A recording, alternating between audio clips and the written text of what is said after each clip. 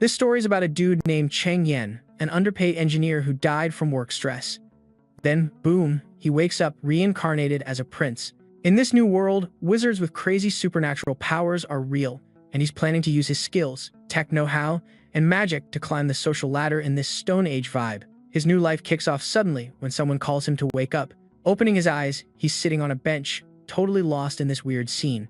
He looks around and spots girls dressed in some wild outfits. Looking ahead, he sees a whole town gathered around what looks like an execution platform. The poor guy's mind reels at this bizarre sight. Like, just a little while ago, he was crunching numbers or sketching designs, not dodging beheadings. Then some dude with a shaved head calls him Prince, telling him the execution's about to go down and he's got to make the call. The kid's still stunned, clueless about what's going on, but when he focuses, memories from the body's former owner flood his mind. Turns out, he's the fourth prince of Great Castle, known as Roland Wimbledon. He recalls his dad gave each sibling a land to rule, promising that whoever runs it best after 5 years gets the crown. But the boy's got a major problem. He's just a regular guy, while his siblings are all total rock stars, giving them a huge edge in this race. The eldest bro's got insane fighting skills. The second one's a finance whiz. The third princess commands a powerful crew, and the fifth princess is super smart. Meanwhile, Roland, the fourth prince, seems like a total dud so far, with no real talents.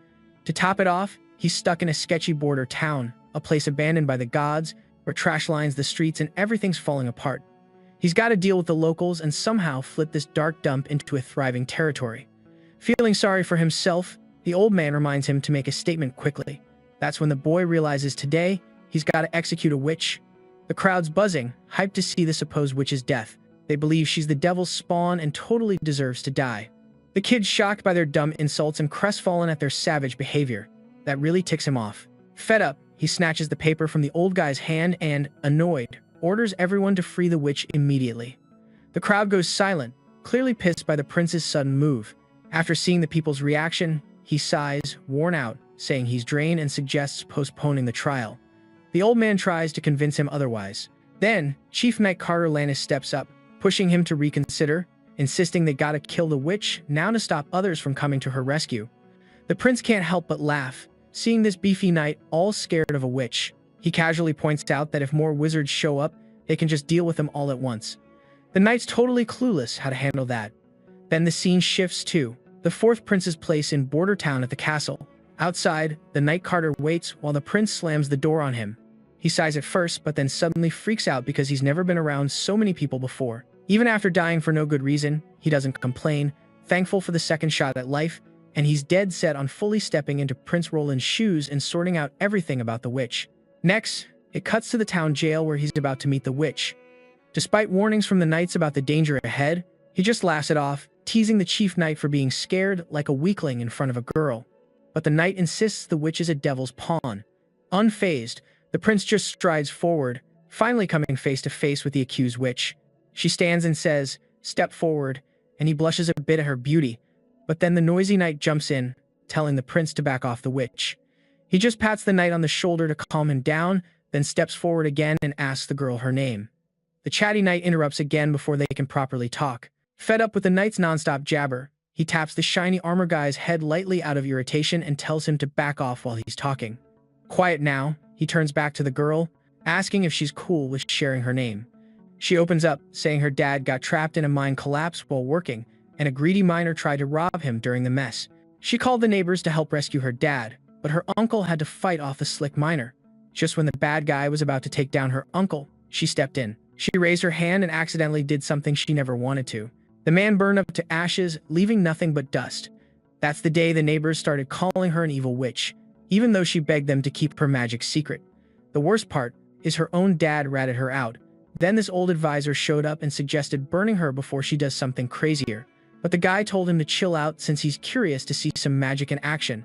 The girl was stunned someone actually wanted her to unleash her power, but he stayed relaxed, encouraging her to go ahead. She warns her power is locked by the necklace she wears and asks if he really wants her to take it off, cautioning that chaos might follow. He just grabs the necklace, snaps it with confidence, and tosses it aside like it's nothing. "Show us what you got, girl," he told her. Then sparks started crackling all around her. The wildfire dance had his eyes wide with total amazement, lighting up the entire cell so bright it freaked the prince out big time. Meanwhile, the woman casually stepped out, melting the prison bars right away, while the knight bolted the other way like his life depended on it. But our guy was soon overwhelmed by her blazing power. It finally clicked why the advisor said fire couldn't touch her, because she basically times his times fire.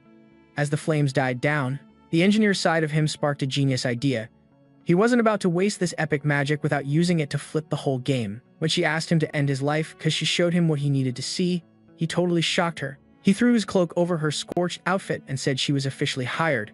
Prince Ronal, tapping into knowledge from his past life, declared she was like a perpetual motion machine, able to conjure firepower out of thin air. But not everyone was vibing with the prince's forward-thinking mindset. The old advisor was seriously annoyed by Ronald's call. He snapped, reminding him the witch could wipe out anyone with just a gesture. Plus, he warned hiring her might draw the Wizard Guild's wrath, risking total annihilation for them. Ronald just brushed off the old guy's worries and told him to get the contract ready. Then he strode off, cool as ever, saying he was setting up a work deal with Witch Anna and even ordered the advisor to hook her up with a place to stay. Back at the border town castle's admin office, the old man reported he handled everything as told, but wasn't sold on sparing the witch's life.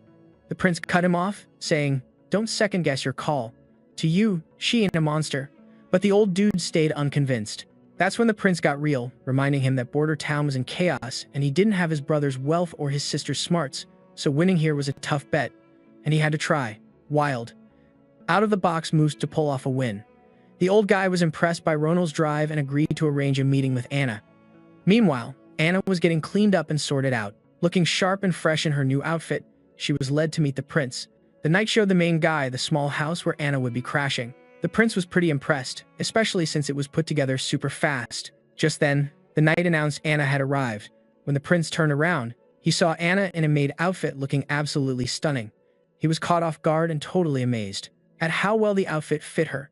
He asked if she was comfy in the new gear, but instead of being happy, she got a bit mad, questioning why he gives shelter to a killer like her, someone stained by evil and hated by everyone.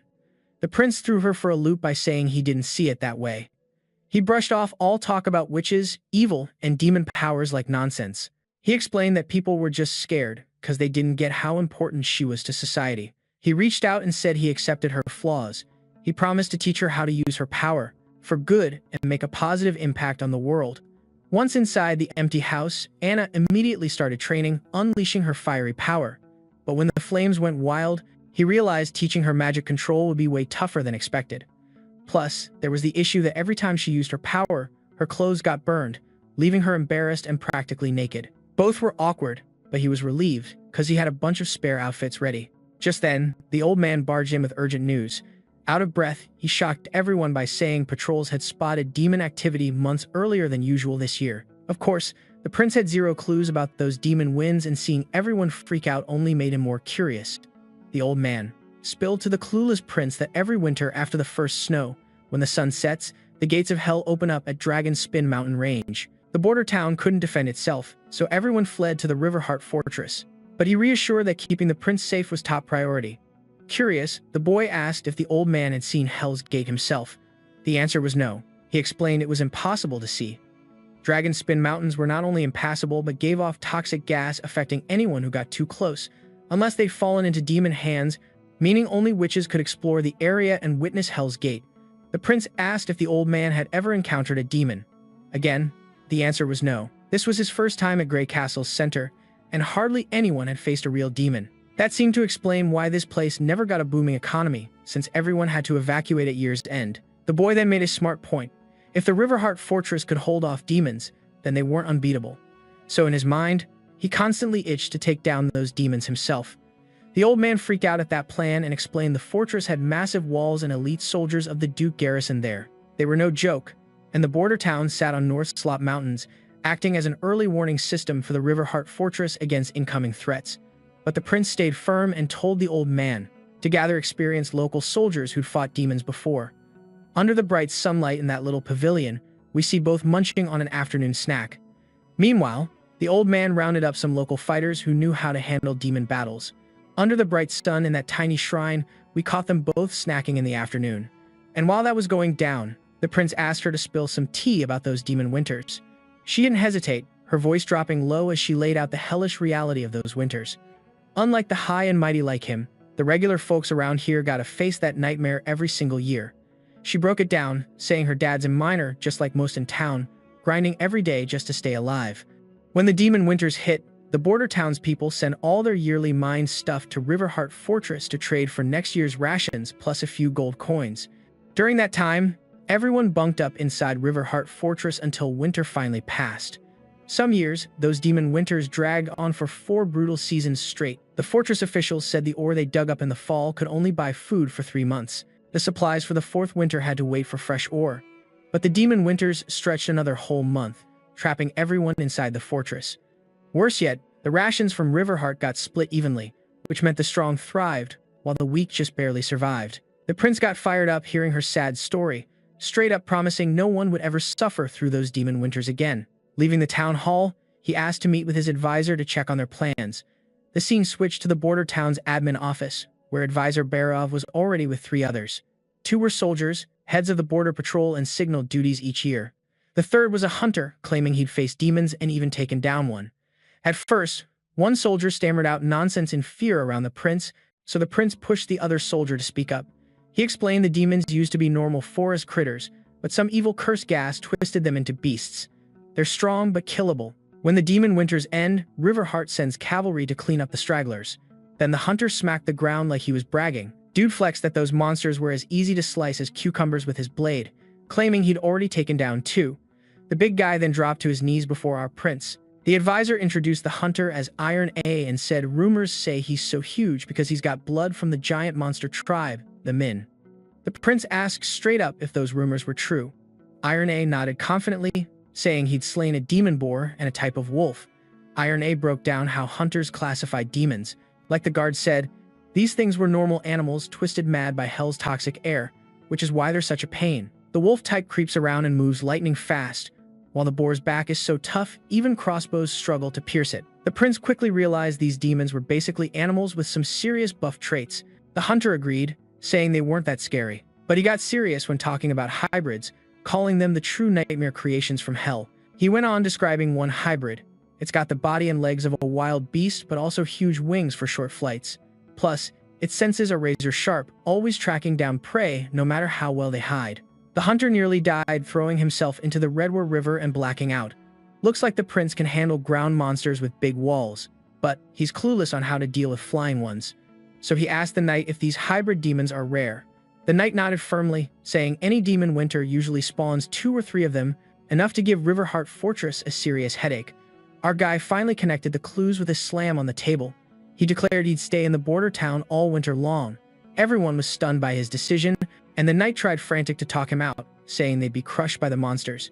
He fired back that they could build a wall stretching from North Slow Mountain down to Redwater River, but the knight just scoffed, calling it a pipe dream, saying it'd take a lifetime to finish.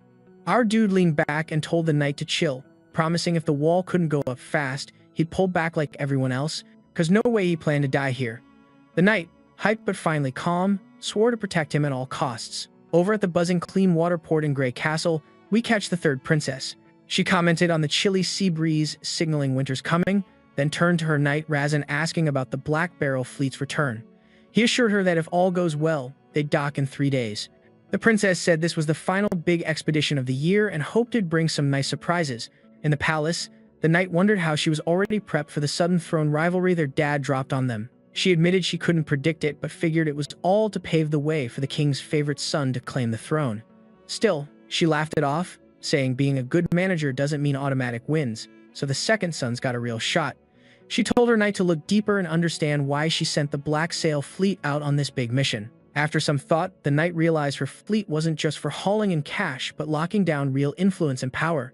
Since kicking off the Black Sail plan, she gathered top sailors, tough warriors, and key allies backing her move. This is Garia Wim Ben, the 3rd princess of Grey Castle.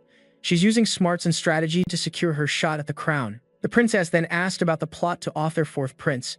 The knight sighed, saying no word from the border means the poison plan probably flopped and their spies vanished. She guessed her brother must have wiped out the spies as soon as they got caught. Looks like the poison really did its job killing the 4th prince, but somehow he's still alive.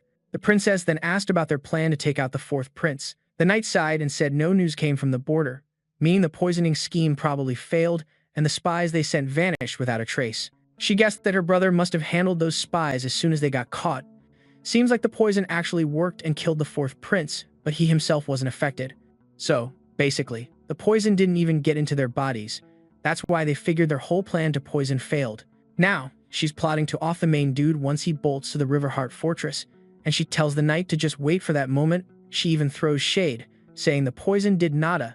So that means that Snake NPC selling it totally lied about it being colorless and odorless. As a sort of punishment for tricking the third princess, she suggests the knight hang that lying dude right then and there. It's kinda hilarious she's about to punish the guy who supplied their reliable poison, even though the fourth prince legit died from that exact stuff. Next scene, we catch Anna chilling in some lush green scenery, and that's when we meet her teacher. You ask what she's reading today, poetry or church history or what? She greets her teacher, but before she can say a word, her innocent look totally shatters in front of him. Dude's eyeballs bulge in shock, and the next scene shows him facing a noisy crowd, accusing his student of witchcraft and being the devil incarnate. Seeing her hanging there, he covers his face with both hands, snapping awake in his office. When he finally regains composure, he gasps, haunted by the image of Anna swinging on the gallows. He believes that if even a pure girl like Anna can get branded a demon, then the greedy officials from Grey Castle are the real devils, straight out of hell's depths. He's pissed off, saying if they hadn't switched to cheap stone just to save a few hundred gold coins, the theater wouldn't have collapsed and innocent folks would still be alive. In his eyes, those corrupt jerks are the ones who deserve to be hanged for their monstrous crimes. It's tragic the country won't nail them right. Instead, the blame falls on innocent stonemasons, leading to heavy taxes and mad inequality. The laws are loose, and they even label a curious, kind-hearted girl as a devil and cruelly throw her on the gallows. He begs God to punish those wicked folks who deserve karma. Suddenly, there's a knock on the door. When he opens it, his young student Nana shows up, looking super scared and worried. She shyly asks if she's gonna end up like Anna hanging dead. The man quickly soothes her with a pat on the head, promising to guard her at all costs. As he strolls through town, his mind spins thinking about how the powerful treat the innocent like garbage while he just stands by. Determined, he vows to act this time. He swears no other girl will suffer Anna's fate. Then his focus shifts to a crowd gathered in the square, townsfolk huddled around the quest board. They're reading a notice issued by the fourth prince, calling out for workers for building projects along the border, quarry workers, masons, and more. The notice spells out everything applicants need to know. The teacher's eyes widen in shock, seeing the notice signed and sealed by that prince's name. That's when he thinks of the fourth prince. He's heard rumors about him being kinda a rebel, with ideas totally unlike anyone else's. The prince also doesn't seem too hot on the church. That gives the teacher a little hope. But right now, he's worried that backing Anna the so-called witch might get him tagged as an accomplice and hauled up on the gallows. He's betting that if the prince hates the church enough, maybe he hates their harsh laws too. That's the only shot the teacher sees at saving other girls from the church's brutal punishments. We cut back to our main guy, and the knight's asking him about the size of the wall he plans to build. He says it's going to be 15 feet high and 6 feet wide, enough for 4 people to stand side by side at the top. Then the knight mentions they'll need to dig a trench as deep as a person's height just to lay the massive foundation. With a wall that's 15 feet tall and 6 feet wide on top, the base has got to be twice as wide for stability. Even with 350 craftsmen working non-stop digging and building, their best bet is to finish before the demon wins next year. The prince asks what the main challenge slowing things down is. The knight explains the real struggle is building the wall because they have to pick each stone and grind it carefully so they fit perfectly together. Otherwise, the wall won't hold up. The prince decides to run with the knight's plan of digging the trench and building the wall at the same time. About the wall itself, he reassures the knight and reveals that Grey Castle's foundry is making a new thing called cement. It's sure to blow everyone's minds.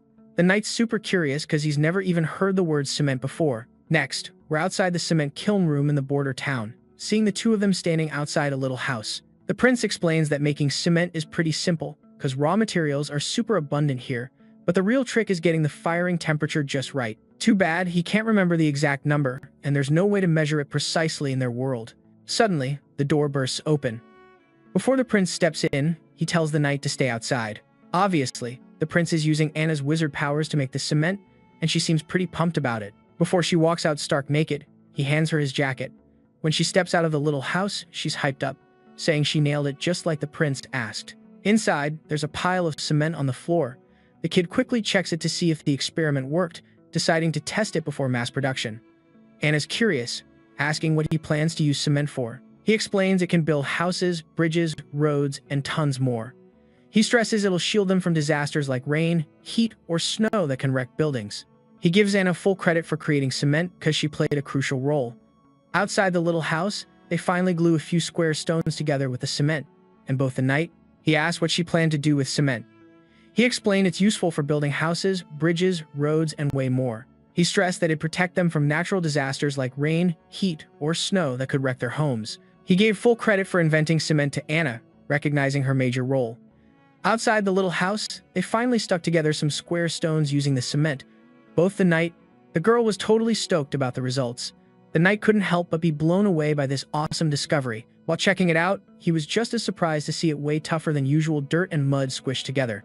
The knight even tried prying the rocks apart, but no matter how hard he pushed, they wouldn't budge, let alone split the clumps apart. The prince told the knight he had seriously underestimated things because this material was way better than he thought. The knight was amazed at this wild invention too. Stuff stuck together and hardened into stone in a flash. He was super confident that with this, they could cover the entire border in just 5 years. But the prince shot down the idea of such a huge project, saying even the tallest wall can't stop enemies from within.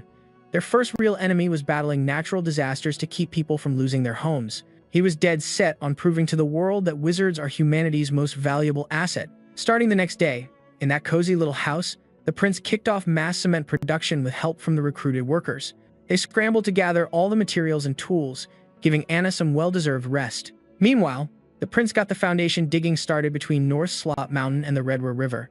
But things didn't go as smoothly as hoped. The knight was impressed to see the prince showing up at the site, hyping up the workers on the north slope. He noted their dedication, but the prince chuckled awkwardly, admitting that despite their best efforts, all they managed was a rough ditch on the north slope, more like a drainage trench than a solid wall base. Even though he geeked out over mechanical drawings with his civil engineer buddy, and they were total bookworms, handling civil project details like this was way beyond his skill, and he really needed an expert to talk things over. Lost in thought, his advisor pointed out that a stonemason had responded to their hiring notice. The guy claimed to be from the famous Grey Castle Marin Guild. The prince instantly recognized the name as a well-known national group. Although he heard they got disbanded after a construction accident, he shrugged it off, saying risks always come with the territory. Eager to recruit talented folks, he told his advisor to bring the stonemason to meet him. The next scene takes us to Roland's administrative office in the border town. The main guy was kicking back in his chair, killing time, while Anna sat nearby, lost in a book. Finally, the knight showed up with the person the main guy had been waiting to see, and surprisingly, it was the teacher who'd always cared about those young witches. Before the teacher could start hyping up the prince, he cut him off with a wave and told him to chill out. When the teacher's eyes landed on Anna, he looked totally flustered, his mind a total mess. Meanwhile, both the prince and the knight were shook by this unexpected reunion. Sensing it might get messy, the prince quickly ordered the knight to block the door. The knight complied immediately, standing guard, ready to keep the suspicious man from leaving. The prince found it hard to believe a random craftsman was also Anna's neighbor, but then the teacher suddenly dropped to his knees, begging Anna to forgive him for not being there when she needed him most. That's when the prince realized the man was no threat at all. Anna instantly recognized her old mentor. The prince told him to stand up and explain his connection with Anna. The man quickly calmed down and apologized for causing a scene. Then he introduced himself as Casvan Bet, a former member of the Mason Guild who'd become a teacher in the border town. He revealed that Anna used to be his student. He even joked he didn't get why the prince spared Anna, maybe he wanted her as a lover. But he wasn't complaining. Getting your head chopped off sounds better than being the prince's servant. He relaxed more when he saw the prince didn't buy into the witch as demon nonsense. After breaking everything down for the prince, he mentioned there was another talented girl like Anna he wanted the prince to keep safe in the palace. The prince happily agreed to let the teacher bring her over, promising she wouldn't get hurt if she really was a witch. But he stressed he couldn't just take her away from her family, especially if they weren't dangerous. Aga cheered inside, excited to meet the next witch and see what crazy powers she had. Even though the prince kept a calm exterior, he made it clear he wasn't saving the girl out of kindness, but because he needed her help. He didn't buy into the dumb stories painting witches as evil. Instead, he saw their powers as a valuable gift if used wisely and responsibly. So, whether it was Anna, Little Nana, or any other witch, as long as they didn't commit serious crimes, he wouldn't treat them like criminals. Once everything was clear, he got down to business and asked the man if he'd ever built anything in Grey Castle Town before. The man nodded eagerly, saying he had tons of experience. The prince then laid out the plan to build a wall between the base of North Slop Mountain and the Redwater River to block the flood monsters. From now on, this man would be in charge of the whole project. In the next scene, we find ourselves in Roland's royal garden in the border town. That's where Nana finally visited him, looking a bit worried the second she saw him. When she asked if she was really meeting Prince Roland Wimbledon, he smiled and confirmed it was the real deal, flesh and bone. Nana beamed and introduced herself as Nana Pine. Without missing a beat, she dashed over to Anna and started playing with her like they'd been sisters forever. The prince wondered how these girls were so young yet insanely talented. He was truly hyped to see what the future had in store for them. Then he turned his attention to the little one. So, her teacher was saying she woke up to her powers like some kind of witch. She nervously asked if he was going to execute her, but he was quick to say, nah, only folks with a criminal past gotta face the hangman or the chopping block. She swore she was possessed by demons, just like her teacher claimed. Anna gave her a reassuring pat on the head. Meanwhile, he asked when she first noticed something weird. She said it all started about a week ago. She spotted a bird with a busted leg and felt this urge to help. Watery shapes popped into her head, wrapping around the bird, and bam, leg was healed instantly. After hearing her story, the prince told his knight to grab a chicken. As the knight went off to find a healthy one, the prince wondered if her awakening power leaned more toward healing. This was no small deal. The prince told her if she could save animals like that bird, it meant she was genuinely good-hearted. She agreed, saying their teacher also said common folks fear witches just because witches can do stuff others can't. She insisted she'd never seen a demon or had any dealings with them. He believed her right away and gently ruffled her hair, reminding her that both the church and her teacher got fooled by all those crazy lies. She got all confused, asking why someone would lie. The boy explained it's not about good or evil, but people wanting to make cash by spinning fake stories. Just as the chicken was brought over, she begged the prince to go easy on it. He agreed but told the knight to hold the chicken tight before giving it a light tap on the head. The chicken let out a peep of pain and dropped to the floor. Then he turned to her and urged her to heal it fast. She nodded, promising to try her best. When she placed her hands on it, those watery shapes showed up again, and she got to work. Hours passed, and even though his knock wore the chicken out, the prince finally grasped Nana's power. She could heal broken bones and wounds, but bringing a dead chicken back to life was beyond her skills. When the chicken finished its mission, the boy told the knight to take it down to the kitchen, making her tear up and pout because she thought the prince went too hard. But he reassured her that it was necessary. Soon enough, a feast full of delicious food appeared before them. Nana totally forgot about the chicken as she eagerly eyed the cooked bird set right in front of her. After that little feast, she left, waving one last time, and he waved back. Meanwhile, Anna was curious why he didn't keep her in the palace even though he knew she was also a witch. He reminded her she still had family and they didn't know about her powers yet, but Anna worried it was only a matter of time before her folks found out and kicked her out. He agreed but told her to cherish the time with her parents as long as she kept her secret. Then he asked if she missed her dad. She sadly shook her head no, but he totally got how lonely she felt to comfort her. He promised Nana would come train magic with her every day so she'd never feel alone and even swore to give both of them the normal life they dreamed of. And he was dead serious about it. Back at the castle, he found life kinda dull since the workers started building the walls. So, he switched things up by throwing tea parties every afternoon while teaching the two girls how to use their magic. Sometimes, he'd check on the wall building progress at the foot of Mount NLOV, always blown away by how well things were going. But then his advisor showed up with some not-so-great news. He pointed out that hiring all those craftsmen and laborers was crazy expensive, and all that cash was bleeding straight out of the prince's pocket. At this rate, the butler worried they wouldn't have enough dough by spring. Panic hit the prince hard as he realized he was in a real mess. Later, while trying to figure out how to escape this money disaster, the old man noticed the prince had changed a ton lately, like an entirely different dude. Before, he just wanted to party. And the only reason the old guy stuck around was because the king promised him the finance minister spot after the throne battle ended.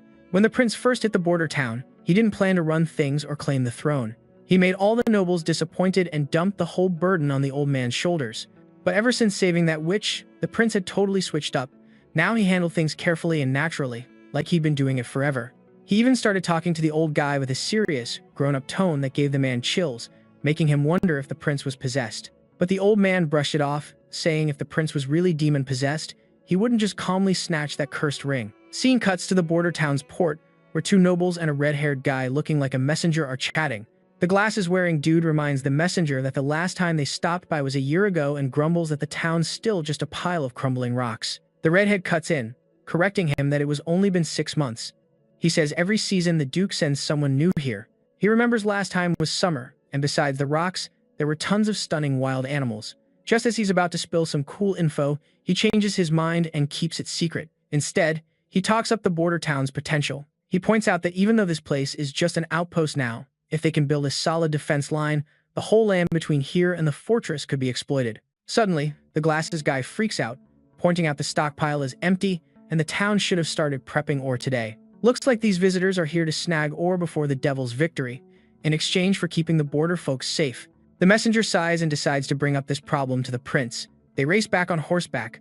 The purple-haired guy wonders if the border town found a new partner or sold ore to Willow Town or Fallen Dragon Rick. He's sure it was the fourth prince that's the very same guy. The redhead is seriously stressing, guessing if the prince struck deals with towns farther down the Redwater River. He suggested that even if this place is just an outpost now, they could turn the whole stretch between here and the fortress into a gold mine with a solid defense line.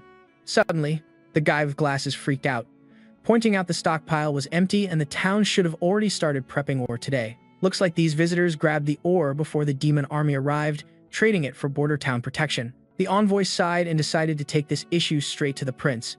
They jumped on horses and headed back. The purple-haired guy wondered if the border town found a new partner or sold ore to Willow Town or Fallen Dragon Rick. He was sure it was all because of the fourth prince, aka the prince himself. The redhead furrowed his brow, guessing the prince might have struck deals with other towns further down the Redwater River. So basically, they just lost another bargaining chip. He's worried if they try to pull the same monopoly move as before, they'll flop since the fourth prince already found another buyer for the ore. When they roll up to the castle, they get hit with a fancy feast. The envoy doesn't even know how to hold chopsticks, sneaking glances at the prince, awkwardly trying to copy but struggling to pick up food. When he drops the food, he's straight up mortified.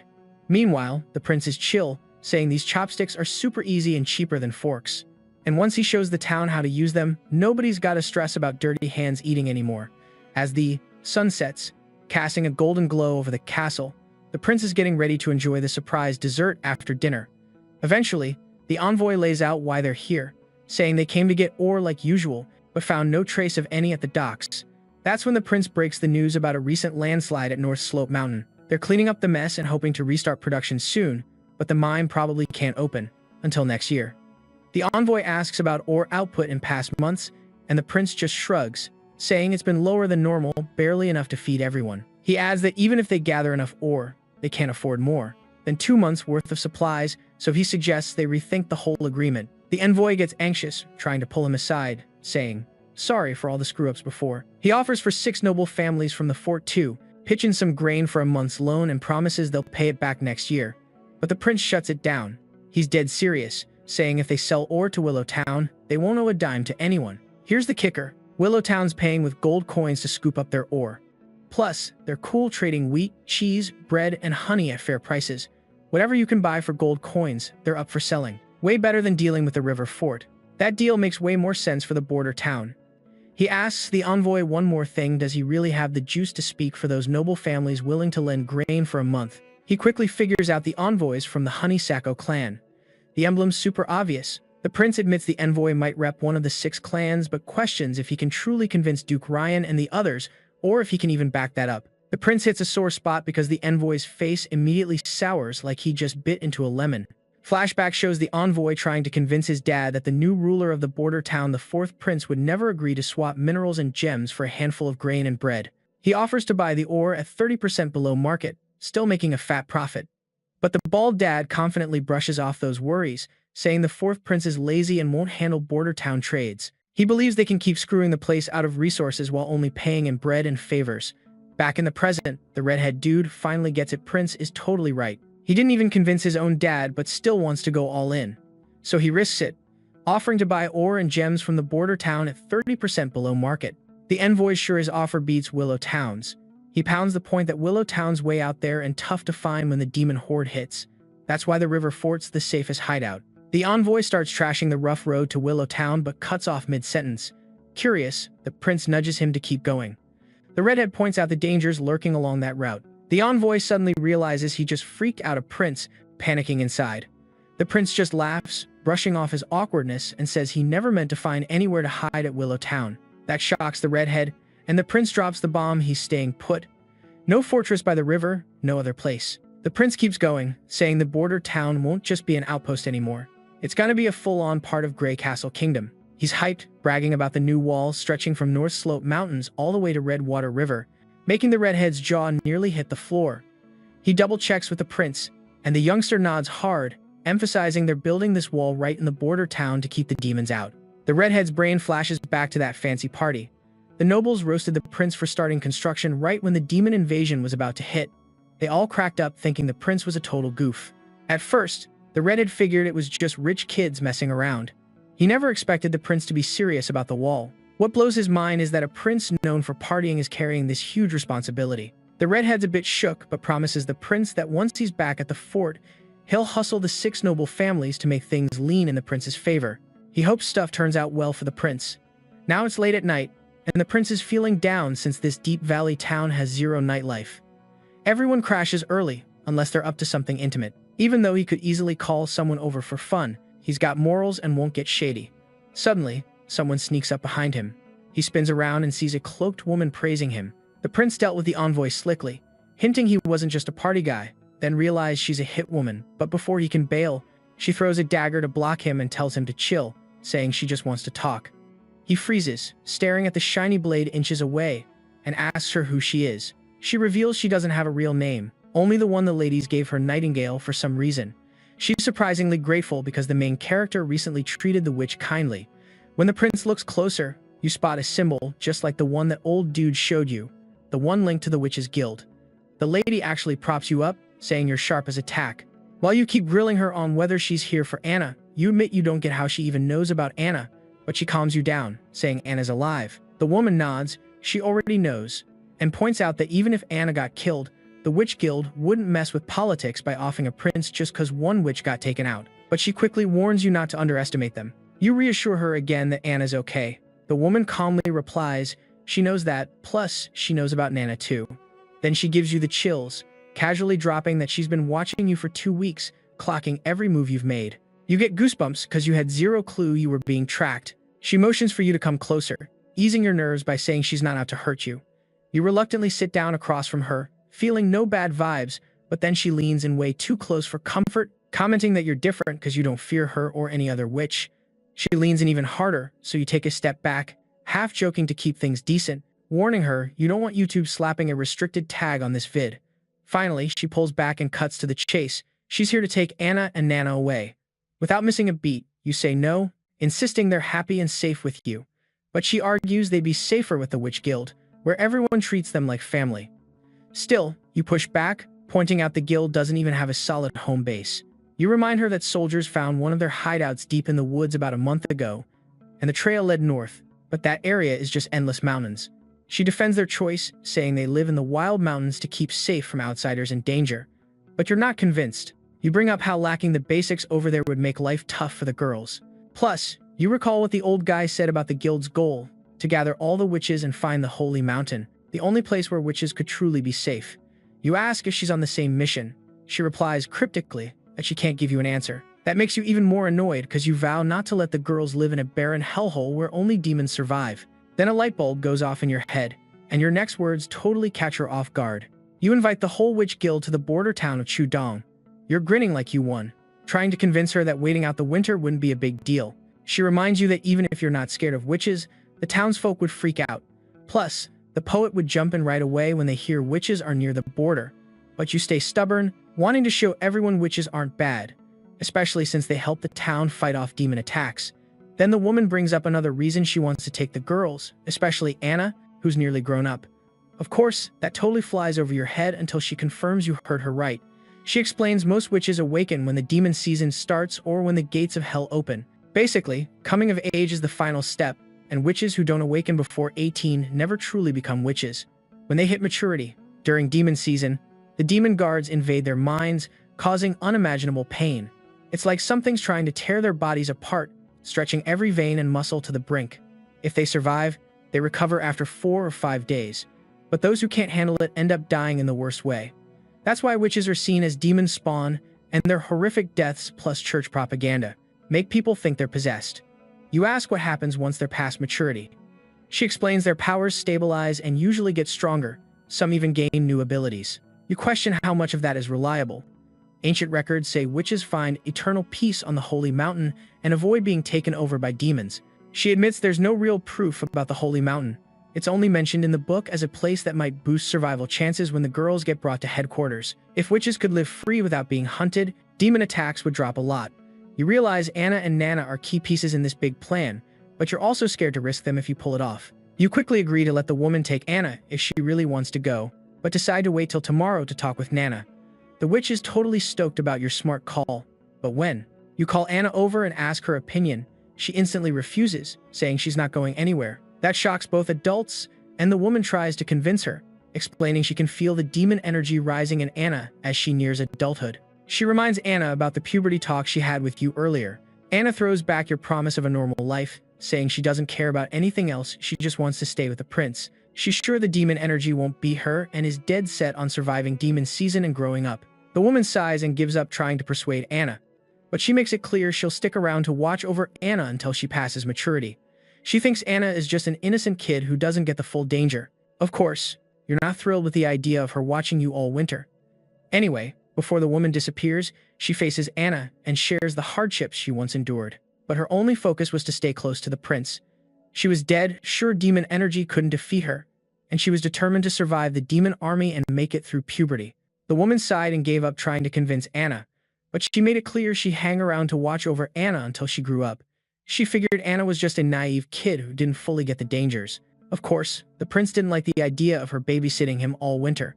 Anyway, before the woman disappeared, she faced Anna and shared stories of her own hardships, seeing and the friends she once lost. She's not about to let Anna go down the same road. With those last words, she said goodbye to Anna and vanished without a trace. The boy was blown away by her skills, totally shook by her assassin-level moves. When it was just the two of them left, he gently patted Anna's head to calm her down and told her to hit the sack since it was pretty late. The next day rolled around and our hero greeted the townspeople with a cheerful good morning. He gathered everyone to drop some major news. He explained that about 4 days ago, the ambassador from River Fort came by to collect the ore that had been mined. But everyone had to remember, a month ago, the northern mine collapsed, and production hadn't been back up since. The community freaked out because the last haul was only half the usual average, and they'd been starving and dealing with all sorts of drama from River Fort. Then, he called out the dirty moves of River Fort, saying he tried every which way to borrow or get supplies from the ambassador, but the guy flat out refused just like he did 2 years ago. People panicked again, scared of facing hunger once more. He reminded them of those dark times when food was so scarce, so many lost family, brothers, sisters, kids, a ton of folks. Then he asked how long they wanted this loop of loss to keep going. The crowd started begging him to save them, and he nodded with full confidence. He wasn't about to let his people fall into that pit again. After a dramatic cough, he dropped a truth bomb that 2 months of mining could buy enough food to feed them nearly a whole year, but River Fort never played fair. The crowd slowly pieced together how they'd been used and abused by the fort. So our hero explained he traded his stone for a huge stockpile of food from Willow Town that keep everyone fed through the winter. Just as the mood started to light up and folks began to breathe easier, he pulled back on the celebration. He reminded them cutting ties with River Fort meant they'd be stuck in Shore Edge the whole winter. That news hit them with extra worry, but the boy quickly switched gears, reminding everyone of the wall they were building. He lifted their spirits by saying the demons weren't much stronger than wild beasts and wouldn't break through no matter what. Then he laid out their choice: either starve over at River Fort or stand with him to protect their families. He asked if anyone wanted to hit the wall with him to fend off the monsters, promising decent pay for all who pitched in. And if the worst happened and someone didn't make it, he guaranteed 5 gold coins to their family. The crowd fired up big time thanks to his fiery speech. Right then and there, everyone was ready to face whatever came with determination and grit. The vibe at River Fort was buzzing with laughter echoing through the whole castle. People were having fun mocking the idea but decided to stick around Shore Edge to help build our hero's wall. One dude with a bushy mustache joked the hero would probably just pile some rough stones, throw on some mud, and call it a day. He was sure the hero would bail back to River Fort, where they could take advantage of him when he was desperate. But the group's leader didn't seem to underestimate the hero like the others did. He asked the ambassador's opinion, and the red-headed guy looked a bit flustered, reminding them their original plan was to keep the monopoly as usual, and as long as they bought ore from the hero at a price 3 times less than market value, it was still a steal for them. But the hero had a different game plan. He didn't just want to sell ore to River Fort. He was ready to slash the price in half to spark greater demand, which in turn would boost overall production capacity and revenue for Border Town. This was a smart move to push the economy forward and keep the region sustainable. Thanks to that price drop, River Fort could actually make more money than before. On top of that, he planned to produce iron tools, which he believed would fly off the shelves anywhere, creating another cash stream. But that wasn't the only thing on his mind. If our hero could hold back the demons in Border Town, that was good news for River Fort too. They wouldn't have to deal with those annoying monsters every year. Plus, the throne battle only lasted 5 years, so if Border Edge thrived afterward, River Fort might snag the kingdom's third largest territory. The redhead suggested River Fort should help the prince build the wall and protect Shore Edge. He figured it would pay off in the long run. The old man agreed with the redhead's practical take, but called it the typical merchant mindset.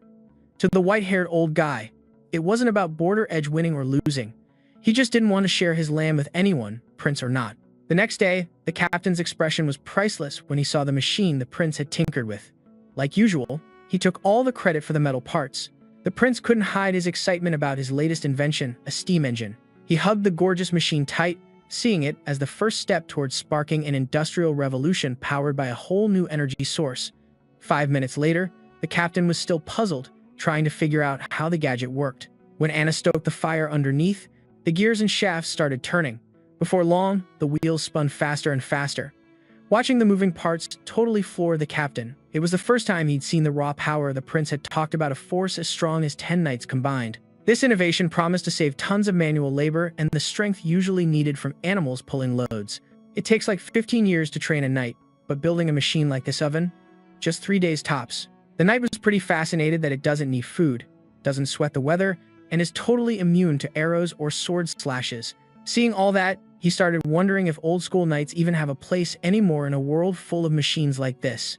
The kid was super hyped watching his farming tech leap forward by like a few hundred years. Later that night, our hero flings open his bedroom door and sees the assassin lady totally absorbed in studying the blueprints he made. He gave her a little hard time because she'd been creeping up on him, barging in without warning. But she just smirked and pointed out that the fourth prince is rumored to be useless with a bad attitude. Yet, his inventions are totally next-level boss. She wondered if those designs were for that oven he just whipped up. Meanwhile, the kid felt a little bummed watching her mess around with his locked-away secret plans in his study. Seeing her impress, he quickly credited Anna for the work and explained the machine could handle anything that needed crazy muscle, like hauling stuff or crafting gear. She smiled when she heard that and told him she'd keep those blueprints safe, because there were plenty of witches in their guild who could make good use of firepower. When she tucked the papers into her cloak, the kid's goofy eyes accidentally dropped down to her cleavage. Totally embarrassed, he stammered, "Hey, I didn't get permission for that." She just raised a brow and said, "I already got my payment," tossing him a document she pulled from inside her top. Eager, he grabbed it and tore it open, only to find it was addressed to servant Tyr. The letter ordered her to not mess up again and to take out the prince during the demon months. His mind spiraled back to how Prince Roland had used her whenever he could. Our hero felt seriously uneasy remembering that. The woman explained she got the letter from a carrier pigeon, noting there was no signature but guessing it was from one of his siblings. Then she asked if he wanted her to dig deep and find out who was behind the order. We felt hella uneasy because of those memories.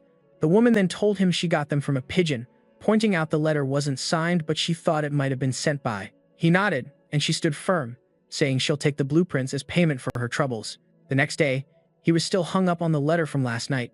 When the knight showed up, the guy dropped to one knee and said Tyr had died last night. Looks like she fell off the balcony, with no signs of foul play. The guard swore no one came or went. The kid looked clearly upset and told the knight to let the head butler handle it. As the knight left the room, our hero called the assassin lady back, and she appeared instantly. She quickly said the servant had killed herself as soon as she saw her. The kid was visibly disappointed, mumbling that he thought she knew how to handle stuff like this. The woman said she'd tightly bound Tyr with ropes, but the servant had hidden poison inside her fake tooth. Right when she died from the venom, the assassin tossed her body off the balcony to make it look like an accident. Although the investigation hit a dead end, she pulled another paper from her cloak and revealed it was something she found in Tyr's room. With a sly grin, she pointed out the sender called Tyr, Big Sister, and mentioned the seaside repeatedly. She suggested there's a chance the third princess of Cleanwater Harbor might be behind this. Smirking slyly, she said the sender called Tyr the eldest sister and mentioned the beach multiple times. She hinted that the third princess of Cleanwater Harbor might be the one behind it. She suspected Princess Garcia Shia Wimbodin could be holding Tyr's family hostage, using her like a pawn to take down our hero. Judging by how Tyr chose to end things, it looked like she'd been trained for years before arriving here. The kid felt super bummed that his own siblings were so quick to want each other gone for the throne. Suddenly, The assassin leaned close to whisper that she had to jet because someone was coming. The boy blushed a little, probably because he accidentally caught the curve of her body press under her shirt before she vanished. She leaned close to the hero's ear and whispered that she had to leave because someone was coming nearby. The boy blushed a bit, probably because he accidentally caught a glimpse of her curves tightening under her shirt before she vanished. Right then, the old advisor showed up with good news. A bunch of volunteers had stepped up to face the demons in the demon forts. That made the prince beam, and he decided he had to go check it out himself. But before heading out, the old guy seriously asked if he really planned to let ordinary folks fight off these demons. Outside, our hero felt down too, realizing the advisor's worries were legit. These people looked way more like street scrappers than warriors. Meanwhile, the knight was all fired up, bragging that he picked these people based on what our hero wanted. But looking at these poor, scrawny folks, it was clear the knight totally missed the mark. The prince just buried his face in his hands, realizing he probably expected too much from people barely scraping by on what our hero wanted. But looking at these poor folks with their skinny builds, it was clear the knight was totally wrong. The prince just covered his face with his hands, seeming like even the advisor suggested thinking about other recruits instead of these civilians. But our hero was determined to roll with them like he'd cracked the code. He believed building a strong army comes down to human spirit, no matter if they wield medieval swords or futuristic tech. We stubbornly kept using them like the prince had cracked the code already. The hero believed real army strength comes from people power. Whether they fought with medieval swords or modern tech, the knight suggested starting sword practice the next day, but our hero just waved it off. Instead, he told the knight to gather everyone and lead them out for a jog. He also told him to bring along that Iron Hunter guy and hinted they should all just kick back and watch the show. The hunters had joined the hero's ranks, but the knight wasn't thrilled with this new training style. Coming from a warrior family, he couldn't get why these folks were being rewarded just for standing around all morning, especially when the certificates cost a fortune. Coming from a warrior family, he didn't get why these people got certificates just for standing around all morning, especially when the certs cost a crazy amount. Once again, the hero told the old man to chill and just keep watching. Like he totally knew you can't whip up a top-tier army in just a few months in the medieval days. And dude didn't need those ripped, crazy brawlers who could tear enemies apart barehanded. He just wanted soldiers who had some discipline. To get results fast, he was using military tactics he learned back in college. He'd seen how quickly people can unite with this method, and he bet these guys would be no different. Soon, the wagons rolled in and everyone hyped up, lining up to grab their rewards. Nobody really got why eggs were the prize, though. The knight slammed the plate hard to grab everyone's attention and told them to form 4 rows. He set the rule that food would be handed out in order, and slackers would get served last. There was this mix of excitement and pride in the line. Meanwhile, the knight still couldn't wrap his head around why the prince bothered teaching the basics to this crew. Suddenly, the crowd buzzed and shouted out, "Dio Sat, you're pretty famous around here." The prince announced a lunch break, then said they'd be heading to the town guard barracks next. Dio Sat was named squad leader, in charge of teaching everyone how to set up tents.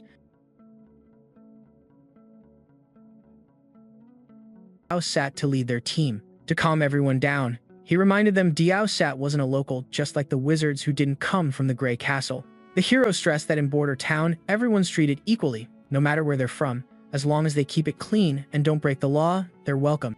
The prince rolled out this ridiculously long scroll, way longer than the usual shopping lists, and told the head knight to focus more on these rules than who got picked as leader. He made it clear everyone had to remember and follow the rules if they wanted their regular meal rewards. The head knight scratched his head over having to visit the preacher after dinner, mumbling about how reading and writing wouldn't help much with fighting demons. But the prince brushed it off, saying an educated army always works better. According to him, histories prove that over and over.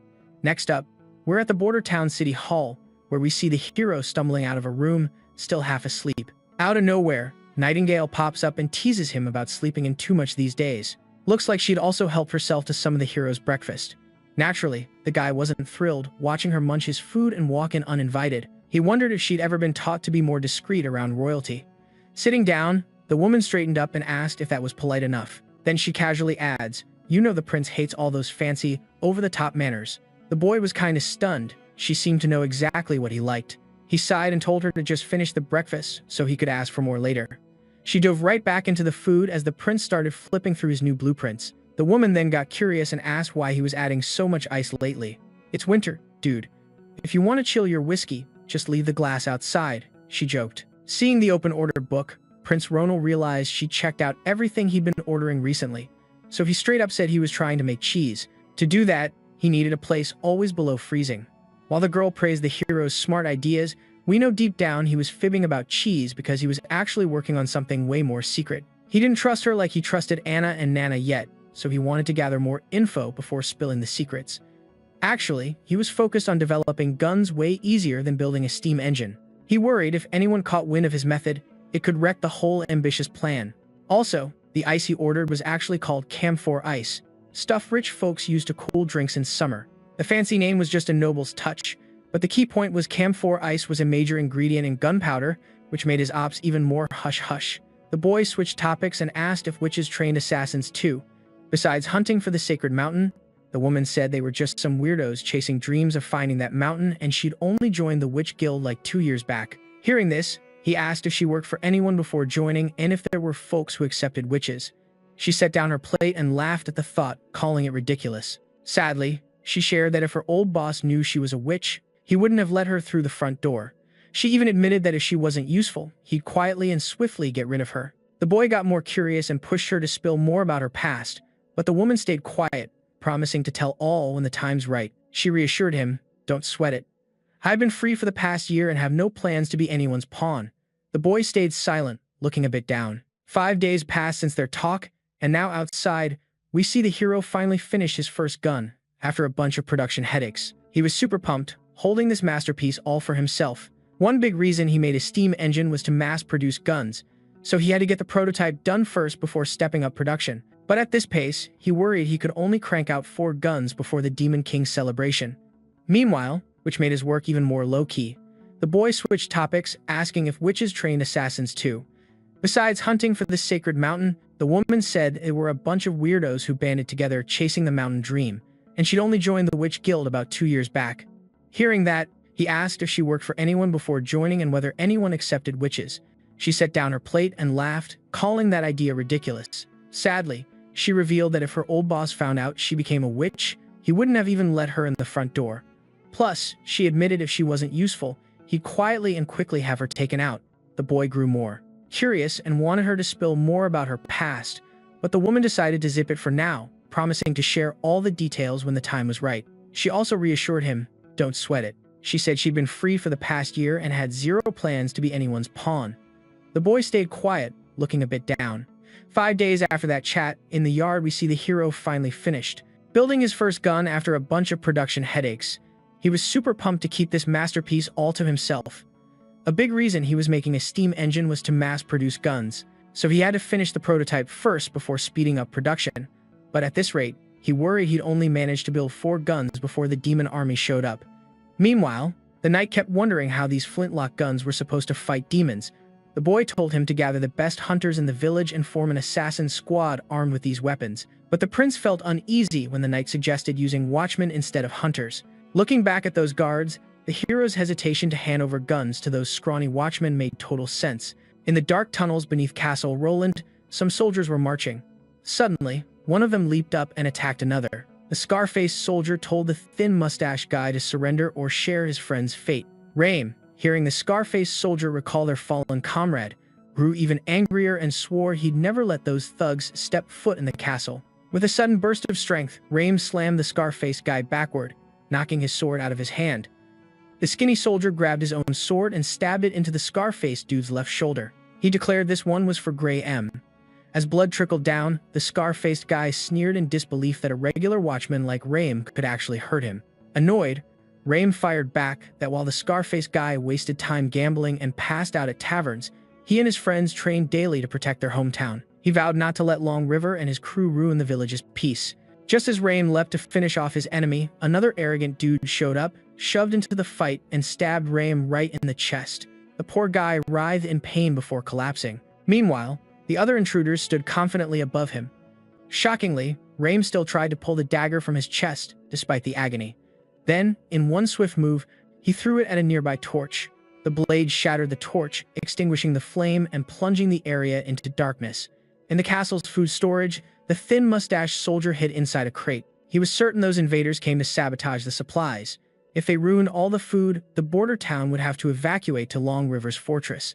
The squad began doubting themselves for failing to guard the vital storage while the prince was drained trying to build the town. Suddenly, his face paled as the back door swung open again, revealing those ruffians once more. One of the intruders grabbed the soldier's junk and threw him to the ground, warning him to stop running and obey Duke Ryan's orders. In case you forgot, Duke Ryan is that old white-haired dude who doesn't want our hero near his domain. Despite the threat, the soldier stood firm, boldly declaring his prince would absolutely crush Duke Ryan's plans.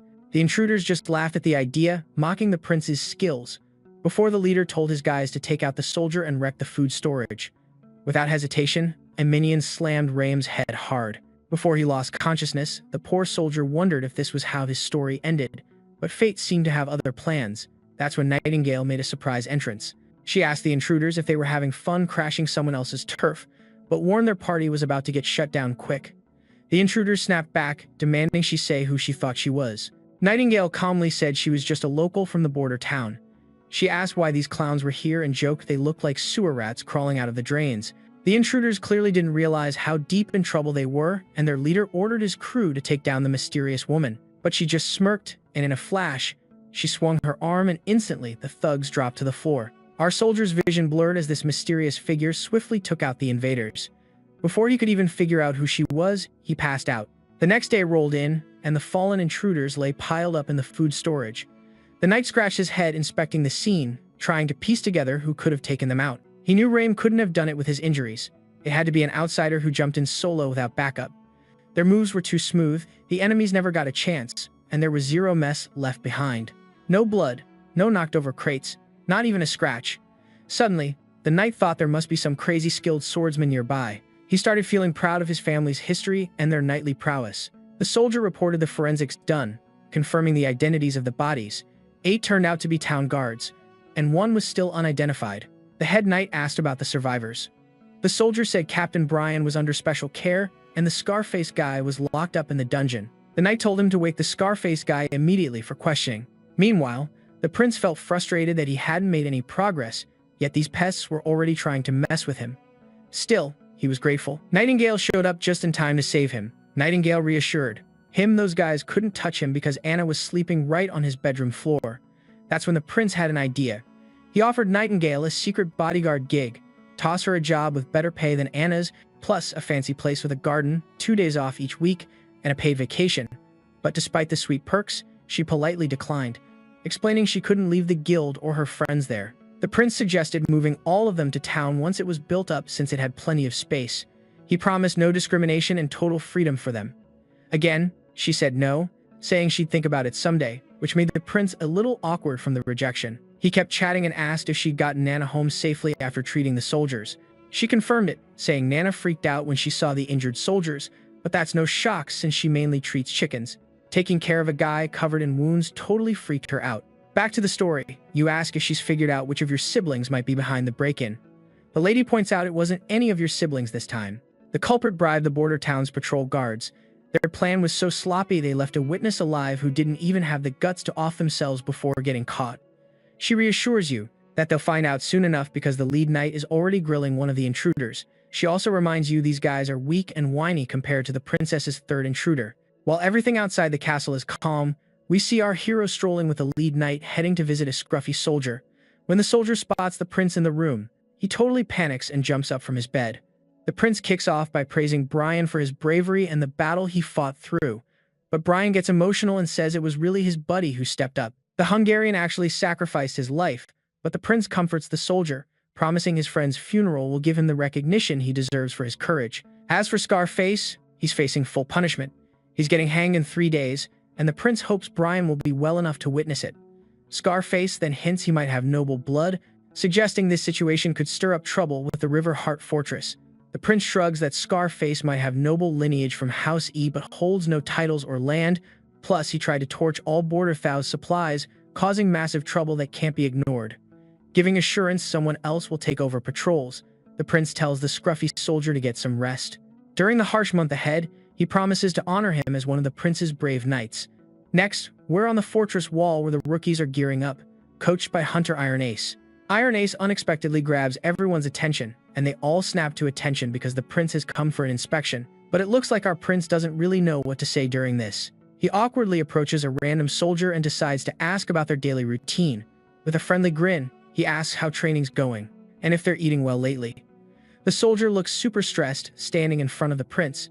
Meanwhile, the prince seems to be copying something he once saw on TV. Suddenly, the soldier drops down like a sack of bricks, leaving the prince totally confused and kind of embarrassed, wondering if he missed something. Meanwhile, the soldier's eyes glisten with tears, and everyone feels touched that the prince personally came to check on them. The boy reaches out to help and tells the soldier to get up. Looks like the full meals our hero hands out have really boosted the soldier's energy. Then the prince reminds everyone they can speak up with any feedback or complaints and promises he'll make sure no one goes hungry. But shockingly, that shy kid from before speaks up, saying the militia is understaffed, and with this kind of training, he's worried they won't stand a chance against demon attacks. Whispers start spreading, everyone thinking the same, wondering if the prince plans to hire mercs to handle the demons. Our hero raises his hand to call a halt, and with a big grin, asks the soldier's name. The soldier, Vanner, answers nervously. The hero praises Vanner's sharp eye and agrees that relying only on militia to guard the entire wall isn't smart. But he points out that the demons are just mutated animals, not clever like humans, and Iron Ace has proved that by directly facing them down. Iron Ace nods, confirming their beast-like nature, but admits hybrids are a whole different story, posing way bigger challenges. The prince comes up with the idea to set up fences, pits, and mounds strategically to herd the dumb beasts into their traps. He thinks it'll work because they're pretty simple-minded. Iron Ace worries about having to get too close to the beasts. He says spears and bows won't work if the beasts get too close. The Hungarian smirks in agreement because he knows old-school weapons ain't cutting it. That's why he's invented some new gear, way more reliable than a squad of armored knights. The crowd's hyped to see the new toys. Next, we're at the testing grounds. Suddenly, there's a massive explosion shaking the whole place.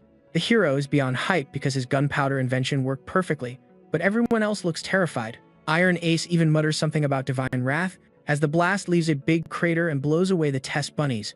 The prince tells everyone to come closer and inspect everything to gather test data. The hero is super stoked that they made something this powerful just by mixing the right ingredients. When everything's blasted clean by the explosion, the hunter suggests they won't have to worry about monsters if this machine gets rolling, but the prince reminds them they won't have enough gunpowder before the demon month. Still, he's pumped they can adapt, mainly using guns and crossbows while saving gunpowder as their ace in the hole. In the next scene, Nightingale describes the world through her eyes as all black and white, with no clear boundaries. She moves through paths beyond normal limits by shifting perspectives up, down, left, right, constantly changing, sometimes colliding, separating, or overlapping, flowing along these ever-changing lines for her. The view from above. But the prince reminded them they wouldn't have enough gunpowder before the demon month. Still, he was hyped because they could adapt, mainly relying on guns and crossbows while saving gunpowder as their secret weapon. Next scene, Nightingale describes her world through her eyes. Everything's black and white with no clear edges. She moves through paths that defy the usual limits by shifting viewpoints up, down, left, right, never fixed. They clash, split, or overlap, flowing along constantly changing lines for her. Vision from above. Usually by switching up the angles, top, bottom, left, right, never fixed. They collide, separate, or overlap, moving along these constantly shifting lines for her. The view from above. Cal lets her slide past everything. Besides black and white, she also catches a few other colors, like witches are basically the essence of magic, and she can feel the magic flowing and fading inside their bodies. In this world, witches are the only ones rocking truly epic powers, and Anna's magic shines with bright, lively colors.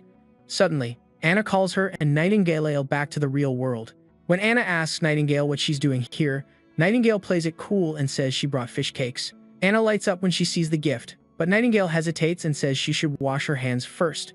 Instead of water, Anna just uses her fire magic to clean her hands. That totally blows Nightingale's mind. That's when Nightingale realizes Anna's the only witch in the crew with crazy, next-level powers. This realization hits her hard, both scared and sad, knowing big power comes with big risks. With the demon threat looming, she worries Anna's going to face some serious pain during puberty. Nightingale gently suggests Anna join the guild, where other witches can have her back. She assures Anna that everyone would be stoked to have someone as strong as her around. But then Nightingale's tone turns serious. She admits she might not make it through this winter. Anna asks where Nightingale lived before joining the guild. Nightingale says she used to live in a big city east, not far from the capital. Then Anna asks if Nightingale was happy back then. Nightingale's mind floods with memories of pain, being chained up and wearing shackles to suppress her powers. Instead of answering straight up, Nightingale flips the question on Anna, asking why she wants to know. Nat opens up about her tough life in the border town slums. Her dad sold her to the church for 25 gold coins, and our hero was the one who freed her from those chains. Now Anna is genuinely happy to be here. Nightingale softly reminds Anna she can't leave the castle because people hate witches, but Anna stays hopeful that the prince will change everything for them. Suddenly, the chat's cut off when Nana bursts in, slamming the door behind her. The little girl's crying and runs up to hug Anna tight, telling her terrible stuff's about to hit. Meanwhile, our hero is sound asleep, dreaming about epic victories of the main character. That's when Nightingale harshly wakes him up. She's fuming mad as she tells the sleepy kid that Nana's dad is on his way and suspects she's a witch. Shocked that Nana's secret got out, the prince jumps into action, hoping he can keep Nana safe inside the castle. He wonders how the guy will react when he finds out his daughter's a witch. He begged the prince to let her stay and keep the secret, but when our hero steps outside, reality's way tougher than he imagined. Nana's dad is furious, demanding they take her home right away. After they all sit down, the dad nervously calls Nana over. The girl panics, asking if he's going to sell her to the church. The man puts on a fake smile, saying the church wouldn't want a useless kid like her anyway, so she better come back with him. But our hero steps in, reminding the guy his daughter's a witch. The man stubbornly denies it. Even when Nana confirms she's a witch, the dad flies into anger and says maybe the priest made a mistake, labeling some kid a witch. That's when the hero nods to Anna, showing her fiery emblem. She immediately stuns the old man by unleashing magic right before his eyes. The hero tells him to stay calm and promises to explain everything. Finally, the dad starts to get that his daughter's just learning how to control her witch powers. But the hero feels used because the dad once thought he was some kind of sicko for bringing girls into the castle. Then the kid cuts to the chase, pointing out Nana's got a rare healing gift in Border Fowl inside the demon prison, helping treat the injured. However, the dad is worried. Mr. Pai politely declines because he fears for his daughter's safety if she stays here, but our hero says chances always come with risks. He reminds him that Nana's grandpa and Mr. Pai's dad were brave knights, proud nobles from Pai's family line, linked to the hero's legendary deeds. Mr. Pai agrees and proudly retells how his dad once faced and defeated an insanely powerful demon. He even hung the giant demon horn above the fireplace as proof. But then the hero points out the Pai family isn't as prestigious as before. Now, they're just hardworking citizens, which makes the dad sad to admit. The kid then notices Pai's rough hands, a sign the man hasn't lost his warrior spirit and still trains with his sword every day. So he casually suggests Pai join the border guard, promising to grant him enough land to officially become a noble. Even though that offer sounds awesome, Pai doesn't want to risk it and would rather send Nana to the river fortress than let her face danger. The hero reminds him the river fortress isn't as safe as BW. The church has spies everywhere. If Nana's secret leaks, even Pai won't be able to protect her. He vows to prepare a small boat for a quick escape to the river fortress if things go south, guaranteeing safety for Nana and Anna. Finally, the old man puts his trust in the prince, nods respectfully, and swears loyalty to fight for the hero's cause. Everyone breathes a sigh of relief and smiles, but Anna pouts, showing she's mad at the hero for even thinking about sending her away. She's clear that she's staying put, no matter what. The next day, the elder official shows up super worried, saying they already blew all their money on weapons and military training. He's scared if things keep going like this for a few more months, everyone's gonna starve. The kid buries his face in his hands, totally overwhelmed, but Anna sulked, showing her pout at the hero for even thinking about sending her away. She made it crystal clear she wasn't going anywhere. The next day, the old official showed up looking super worried that they'd blown all their cash on weapons and training the army. He feared that if this kept up for a few more months, everyone would definitely starve. The boy covered his face, totally fed up, and the dude said he could use his savings for the budget. The old man agreed but looked all grumpy, saying it won't fix the problem long term. The hero just shrugged. If defense fails, they'll evacuate the town right away, then told the old man to step back and follow orders. After the old guy left, the kid felt crushed cause he just spent his last coin. And if the border defense flunks, it's pretty much game over for him. But then his mood lifted when Nightingale showed up again. She immediately called him out for lying to the old man about leaving the town. The prince straight up admitted it, cause he didn't want to freak out the scared civilians further. Nightingale told him to chill out and spend time with Anna instead of stressing over politics. She confessed she's scared Anna might not have much time left. But the kid swore Anna's gonna live, cause she promised to crush those demons no matter what. Nightingale asked how he could trust a witch cursed by demons. The boy just shrugged and said he trusts her, and stressed he trusts Nightingale too. She looked at the hero's deadpan face and knew he wasn't lying. He calmly said he never lies without a solid reason. Suddenly, they heard some noise outside. Nightingale peeked out and got worried seeing snow falling. Winter's here. The boy decided to check out Iron A's cave and see how his progress is going. At the shooting range, Iron A was blasting the bullseye over and over with some guns. The prince showed up and asked how training's going. Iron A lit up like a kid, hyped that he mastered everything he was taught. The prince wasn't shocked, because Iron A is a true warrior who always dominates any weapon he gets. The guy praised this god-made iron pipe for its insane power. Iron A ground his teeth, saying if he had this weapon when fighting that mutant beast, it wouldn't have stood a chance. He knelt, dizzy from the prince, trusting a regular hunter like him with such destructive power, and swore he won't disappoint. The prince then asked Head Knight Carter about how things were looking. The knight was serious and said they really need more than the 2 guns they got now. The hero got it and promised 2 more guns are being made and will be ready soon. He admitted they had to rush gunpowder production since the demon battles were hitting hard. I'm starting to feel like this whole story is turning into a manhole version of Game of Thrones. Anyway, when the boy climbed up the castle wall, all the soldiers instantly saluted the prince. Seeing them bow made our hero kinda uncomfortable, wishing he'd taught them a proper military salute. The hunter pointed out there weren't many demons after the first snowfall, but the prince told him to stay sharp regardless. Suddenly, they spotted something far off. There was a demon way out there. The soldiers started freaking out, and one even asked if they should sound the alarm. The prince told him to decide for himself since he had more experience after their training. In the end, the soldier chose not to raise the alarm and lowered his bow. The prince breathed a sigh of relief, seeing their training paying off. Cause dealing with demon appearances needs calm moves, not reckless freakouts. The beast started heading toward the wall, picking up speed. The prince squinted, wondering if it was a mutated fox. The hunter agreed and pointed out the creature was recently cursed, so not that dangerous yet. The wolf was ready to leap over the wall, and the hunter quickly prepared to strike. Head Knight Carter stepped up to shield the prince. Just as the beast charged, the hunter shot an arrow slicing through the air and instantly took it down. The prince bent down to check the creature lying dead on the ground, while the knight exhaled deeply, glad they dodged a risky encounter. Meanwhile, the prince noticed strange black blood and wondered why it looked like that. He also wondered how witches could escape demon influence while animals couldn't. The boy got curious if someone bitten by a demon could turn into a soulless zombie. The hunter immediately shot down that idea, saying there's no such thing as soulless beings. The boy sighed with relief, glad he won't face a zombie apocalypse. Then he asked if the beast's meat was edible. The knight started panicking, asking why the prince was even thinking about eating cursed meat. The hunter agreed and remembered once feeding demon meat to hunting dogs, and they died right away. The boy sighed in disappointment, thinking it was a waste of good meat. Both knight and hunter were shocked the prince seriously considered eating it, but he quickly reminded them that food was getting scarce and it'd be awesome if they could eat whatever meat they hunted. Suddenly, a soldier rushed in, yelling someone's hurt. Turns out it wasn't a regular guard, but a worker from the northern mine. Then we see Nana sitting alone as night falls, when suddenly someone shows up and asks if she's bored.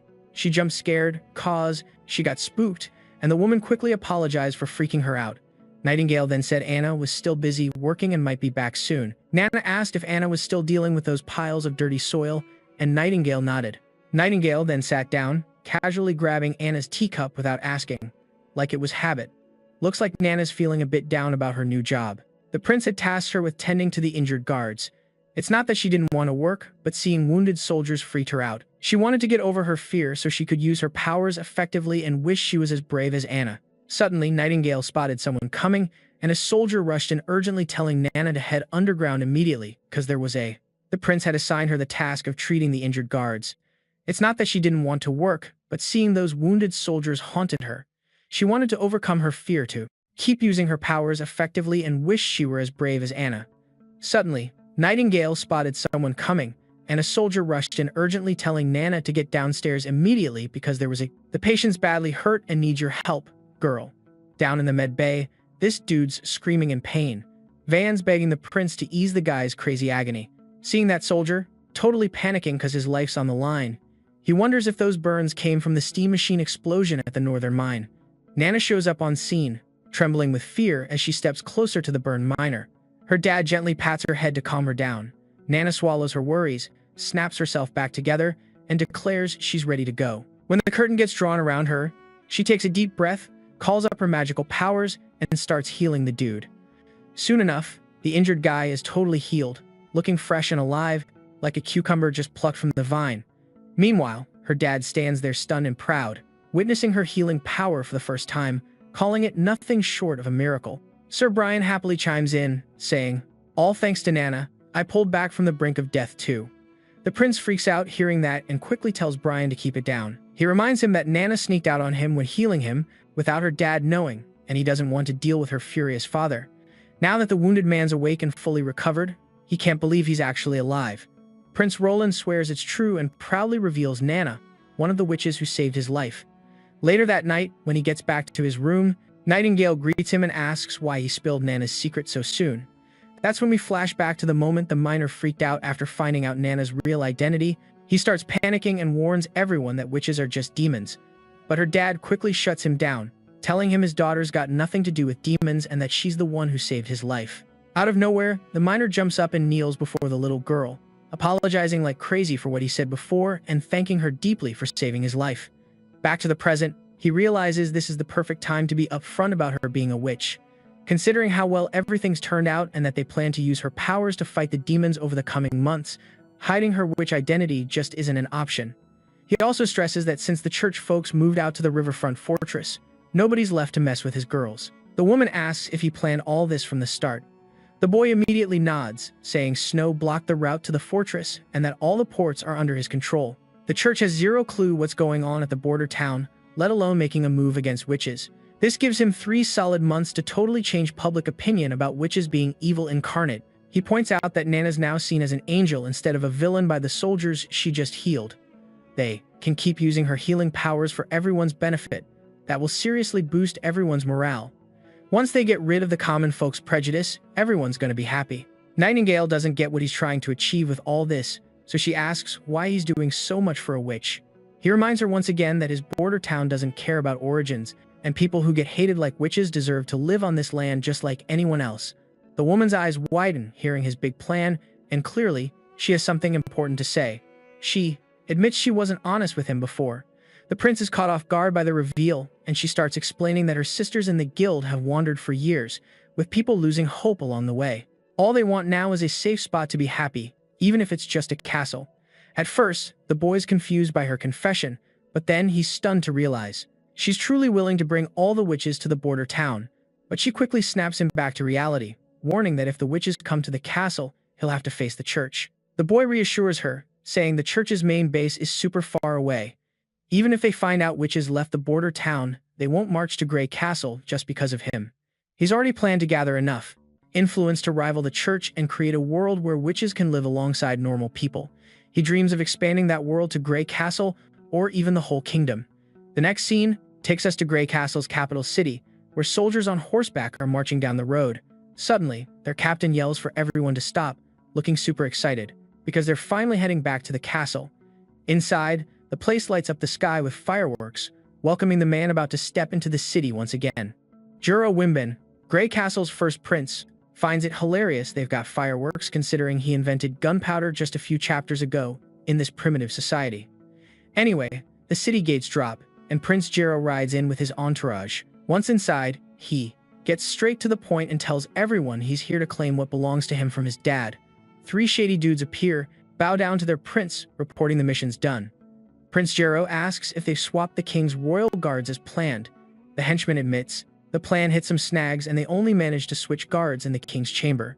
The man brushes off the worries, saying as long as he and his crew get inside the castle, that's all that matters. Plan that hit a snag due to some issues, and they had just swapped the guards in the king's chamber. The man had to push aside his worries, saying as long as he and his entourage got inside the castle, that was enough. The dude quickly reassured him that no one would stand in their way. Then the old man mentioned that Prince Jero Southian's destiny star was moving off the mark and would vanish from this hemisphere for about 4 months. He asked if Jero still remembered what the star's activities symbolized.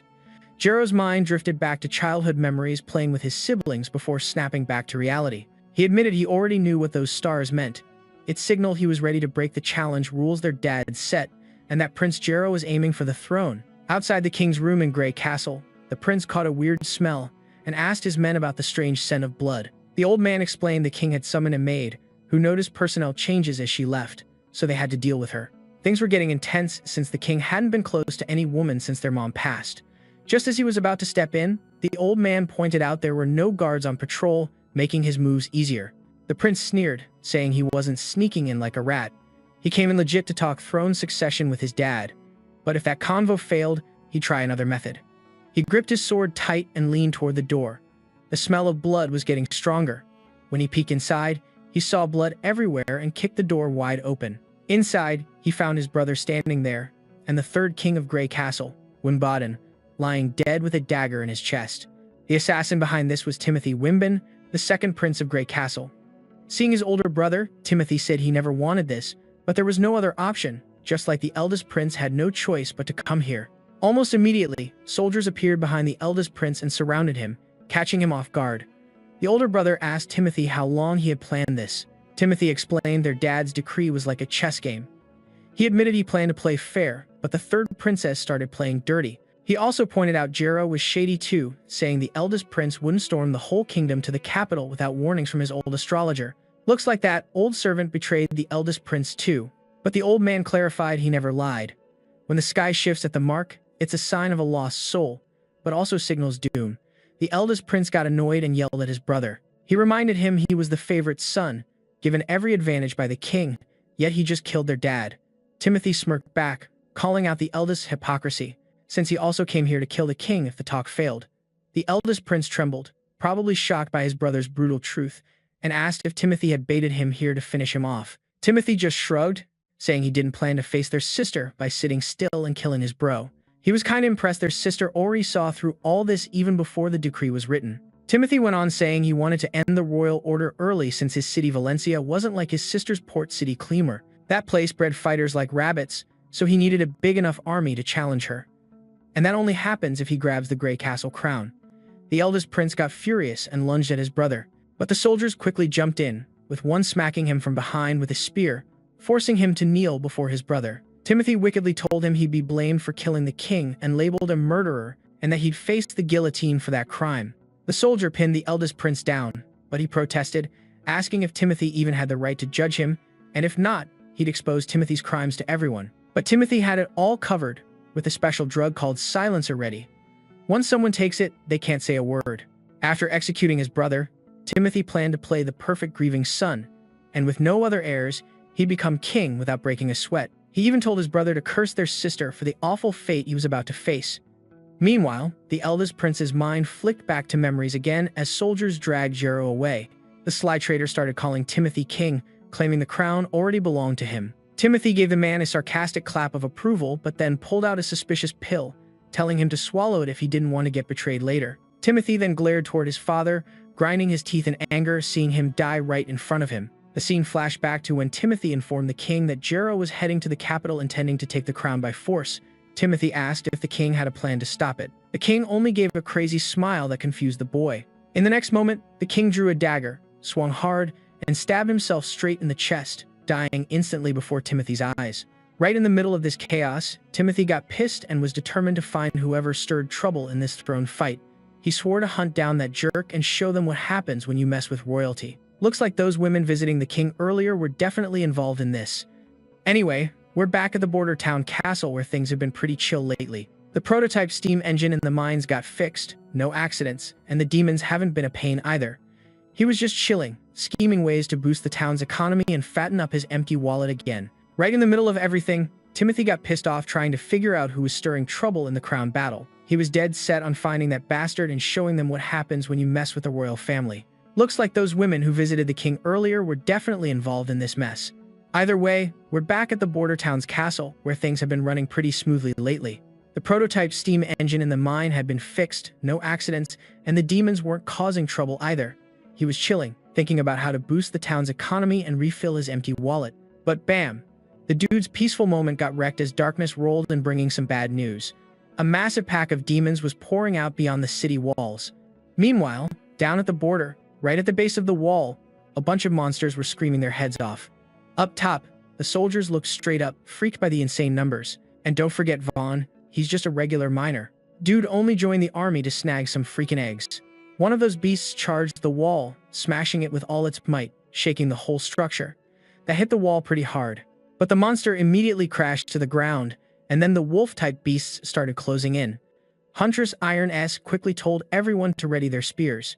Just as the wolves lunged right at him, Vanner, shaking like crazy, gathered every bit of courage he had and stabbed into the monsters on the captain's orders. One wolf tried to climb up, but the captain wasted no time pulling his gun and blowing the creature's brains out. Once the immediate threat was handled, Iron S told everyone to stay sharp and keep an eye on what was coming next. Suddenly, a soldier screamed out, attacked and stabbed deep in the gut. Seeing guts spill out made Vanner totally lose it. The knight and the prince finally arrived on scene. The knight told Vanner to chill and remember his training. Once the soldier got a grip, he snapped back to reality and ordered the others to carry the wounded to the infirmary while the rest held their ground, fighting off the demons at the foot of the wall. The prince couldn't help but smile seeing Vanner show such discipline. He was happy all those eggs eaten earlier didn't go to waste during civilian army training.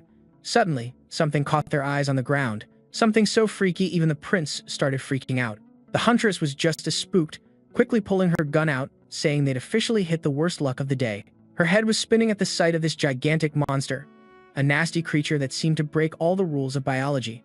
She never thought she'd face a mutant beast like this head-on. Soldiers rained arrows down on the giant monster, but it was like shooting spitballs at a tank. The arrows just bounced off its massive, mountain-like shield. They looked at their leader, asking what the hell they were supposed to do next. Meanwhile, the monster kept stomping, each step shaking the ground. Realizing they needed more firepower, the prince told his team to prep flamethrowers. As the monster got close enough, they opened fire, but it was like trying to stop a rhino with a water gun. The soldiers started to panic when even the flamethrowers did nothing to the beast. The prince quickly told everyone to stay calm and ordered Deputy Captain Vanner to gather a few folks and grab explosives from the stockpile. After passing the orders, he pushed everyone to follow through, no mercy given. The giant beast went wild, leveling the wall they'd worked so hard to build. At that point, the prince was pretty sure they were screwed. He didn't expect the monster to be this tough and ordered an immediate retreat before things got really ugly. When the wall collapsed, Nightingale hurried down and caught the prince before he took a brutal fall. When they safely hit the ground, the boy asked why she was here. She said she came because she was worried, and looks like her fears were totally justified. She asked him what his plan was for the monster. He reassured her he still had a trick up his sleeve. Right on cue, Vanner casually came back holding explosives. He jumped in yelling to light the fuse and tossed the bomb at the monster's feet. Meanwhile, poor Vanner was freaking out in this life-or-death moment. He finally lit the fuse, quickly dropped the package, and took off running. The fuse started sizzling fast. When the fuse burned out, the whole place shook with a massive explosion, hitting the monster right in the belly. Everyone began celebrating the win, seeing the beast crash down dead. The prince grinned like he just aced a test, but their celebration got cut short when a bunch more beasts roared, charging at them. While they were just regular animals, there were tons of them. The soldiers hurried to raise their shields, and the prince stood there, confused and panicking. A wild boar suddenly roared and charged straight into their group. One soldier lying on the ground couldn't believe his eyes when he saw that girl stepping into the battle. But she wasn't just any girl. That was Anna, and she wasn't your average woman. And you better tattoo that fact into your brain. Anna stared down the monster with zero fear. She summoned her power and blasted fire straight at the wild boar. The flames hit dead on, burning the boar alive. The prince's jaw dropped, completely stunned by what he just saw. He felt stupid for never considering Anna's role on the battlefield beyond her town projects and constructions. That was exactly why he kept her safe back at the med station, away from danger, and he had no clue how she even got out. When one of the knights named Brian knelt down, he told the prince Anna was worried about his safety and insisted she climb the wall, and he couldn't stop her. The prince had planned to sway public opinion pro-witch using Nana's powers. As more people accepted witches, the hero wanted to reveal Anna's existence publicly, but looks like the cat had already slipped out of the bag. The boy quickly ordered Brian to keep Anna safe from danger and told Nightingale to do the same. Meanwhile, Anna confidently stepped forward. As the soldiers gathered around her to protect her with determined looks, Anna raised her hand. Flames flickered wildly as she conjured a blazing wall of fire inside the hole in the wall, blocking those savage monsters from moving forward. He was totally blown away by Anna's fiery spectacle, but the monsters kept pouring out from the flames. That's when the boy locked eyes with Anna. Right then, the prince knew exactly what he had to do. He snatched the gun from the night girl's hands without hesitation. He started blasting those monsters straight in the head. The prince charging into battle left everyone stunned. He raised his gun high, fired up the troops holding spears, and charged ahead. His commanding voice echoed, ordering them to defend the fortress and the border town. The crowd's spirit ignited, ready to protect their home, and they were all set to take down those creatures. After a while, the last wolf finally took a hail of arrows and collapsed lifeless, letting the soldiers savor their hard-earned victory. The night girl was totally shocked that they managed to hold off the territory so well. But then the prince suddenly remembered Anna, flustered because he'd almost forgotten about her while directing the fight. He got nervous about how he'd explain her being a witch to the civilian army. Panicked, he scanned the crowd for her and caught a surprise. Everyone was showing her respect, not calling her some demon or anything like that. The prince barely understood why the people were acting so differently toward her. Even though her fire powers freaked him out, it seemed like they brought faith and gratitude to the others. When Anna finally stood before the prince, she was drained from using her powers and instantly passed out, falling right into his arms. The next scene shifts to clean water port at Garia's estate, where the third princess gets news that her father has passed away. According to the letter, her brother Jero E. Prince was accused of assassination and is now held captive by guards. They say he didn't kill himself but was sentenced to death by powerful people. This news shook the night girl hard, and he sensed something fishy was going on. After a moment of hesitation, she admitted her brother might be reckless but not dumb enough to choose his own death. She pointed out how Tim Timo is trying to scapegoat Jero to fool the public, but taking over Grey Castle won't happen overnight, so she adjusted her plan accordingly. The night girl still didn't get why Tim Mothi would do this, especially since the king always favored him. That's when the princess dropped a truth bomb. Tim Mothi is actually scared of her, shaking at the sight of the black flag. She explained Tim Mothi's moves were unnecessary. Sure, he's framing Jero for their father's death, but he can't fool everyone forever. If he truly wants to take full control of Grey Castle, he'll need a much sneakier, longer game plan. So, she decided to tweak her own plans to fit that. The lady decided to set sail for Grey Castle the next day. Her knight asked if she planned to confront Tim Mothi head-on. She said if he's not going to wait 5 years for the order to expire naturally, neither will she. The knight looked worried and pointed out that the whole kingdom must be mourning the king. She joked, asking if he wanted her to shed even a single tear. The knight quickly said no and obediently knelt to wait for her next command.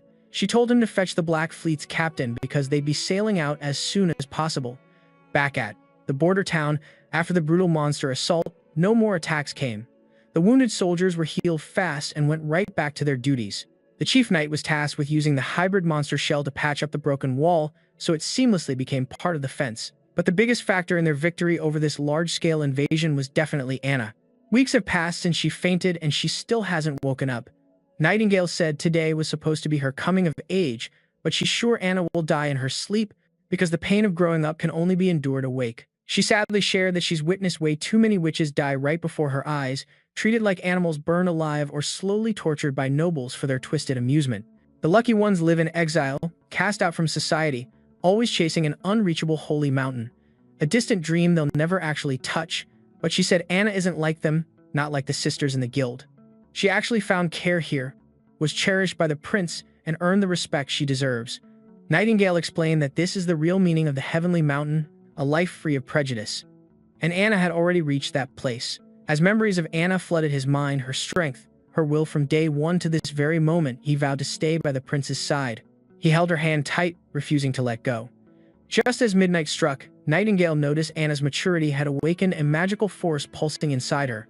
One nearby candle glowed with an eerie blue-green flame, startling him as he wondered if some dark spirit was nearby, though nothing clearer happened to Anna herself. Then suddenly, the candle's light flickered weakly, making everyone nervous, especially little Nana, but then it flared right back up with bright blue energy, leaving everyone amazed once again. Suddenly, Anna's eyes snapped open, shocking everyone present. Prince Roland rushed over and immediately asked how she was feeling. Luckily, Anna looked totally fine. She reached out her hand to the stunned hero, and he wasn't sure what to expect next. Then a flame burst to life on her palm, glowing with that vivid blue. It blew everyone away all over again. After gathering all his guts, Prince Roland carefully reached out and touched the flame. Just as he did, the scene cut to the office, where we caught a glimpse of the hero's confused face.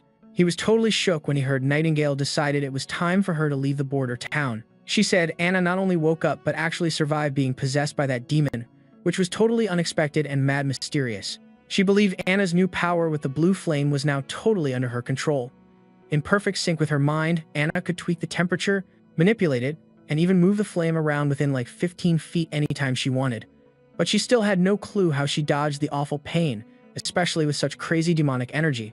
The guy guessed maybe after draining her magic at the border, her magic reserves ran totally dry. That could have relieved some of the demon's venom pain. Wizards swirl around magic because they gotta hide their powers from normal folks. All that magic piles up inside them, and when they grow up, bam, it's like a pressure cooker of magic that causes insane pain. Nightingale nodded, feeling his theory made sense, and decided she had to get back to the guild as soon as possible. Winter's rolling in, and a bunch of mages are hitting their coming of age. She vowed to bring every survivor back to Roland's town, hoping he'd watch over them like he did Anna. But Prince Roland told her to chill and maybe wait until the demon outbreaks stop and the weather calms down. Nightingale smirked, saying even showing up a day early could save lives. Plus, she reassured him the demons wouldn't spot her, so she was legit ready to roll. The prince then asked about her awakening, and the woman just waved it off, saying spring was just kicking off and to not stress since she was used to the pain now. Still, he told her to watch her back on the way. Before dipping, Nightingale gave Roland a final nod of respect and vanished just like that, as usual. Her sudden vanish freaked the prince out because he never liked her ghosting routine without a heads up. Sitting down, he got lost in thought, wondering if his mage theory was actually true. It could totally change his whole life. He glanced over a massive to-do list, realizing he had loads waiting for him. But just as he started figuring out where to kick things off, his advisor barged in, super urgent. A messenger from Riverheart Fort had arrived, looking way worried. The prince wondered if things at Riverheart Fort were going downhill. His eyes widened reading the message, "The king has passed away." The red-haired dude, the messenger, quickly clarified he was sent by the duke. Royal orders say the 5-year trial ended, and His Majesty Timoth Blackbeard is now the new king of Grey Castle. The messenger totally blew the prince's mind when he dropped that Timoth wanted to grant Prince Roland new lands and a fresh title. After a bit, the advisor expressed sorrow for the king's death at the hands of the eldest prince and asked what's next. The prince revealed it all sounded super sketchy and that he'd make a move after watching his 2 older sisters' plays. He admitted he didn't know much about the 5th princess's motives, but he was sure she wasn't reckless, so he planned to follow her lead. He was also certain the capital would plunge into chaos from this power shift, so their top priority should be keeping the family safe. With that in mind, he told his advisor to send orders to the head knight and all castle staff to write home. The prince wanted to make sure everyone's families got escorted to other towns for hiding. The advisor thanked him for the thoughtful move. The prince also told the advisor he planned to halt metal exports from town and only sell gems and minerals to Willow Town since he wanted to use that metal to build more machinery. Plus, he intended to recruit more civilians into the army and train them.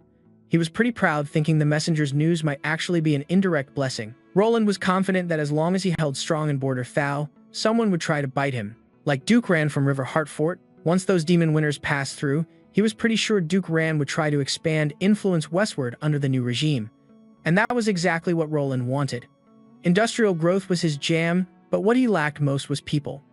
Border Thou's population was only around 2,000, making it impossible to scale projects because of labor shortages. Buying slaves, recruiting talent, or raising birth rates wasn't practical. On the flip side, if they could snag Riverheart's stronghold, he could get a big chunk of free folks and stash more wealth. Assimilation would be easier, and invasion was the best way to boost population and grab riches. Roland admitted challenging the entire Riverheart Fort was a pain, and he really had to wait for Nightingale and her mages to come back. That's also why the prince wanted to expand the civilian army and crank out more machines. The scene switched to the northern mountains, where Nightingale slipped into one of the tunnels. Her steps quickly got blocked by tree roots spreading across the entrance. Nightingale immediately introduced herself. A woman named Elle pulled back the roots and lit up seeing her friend return.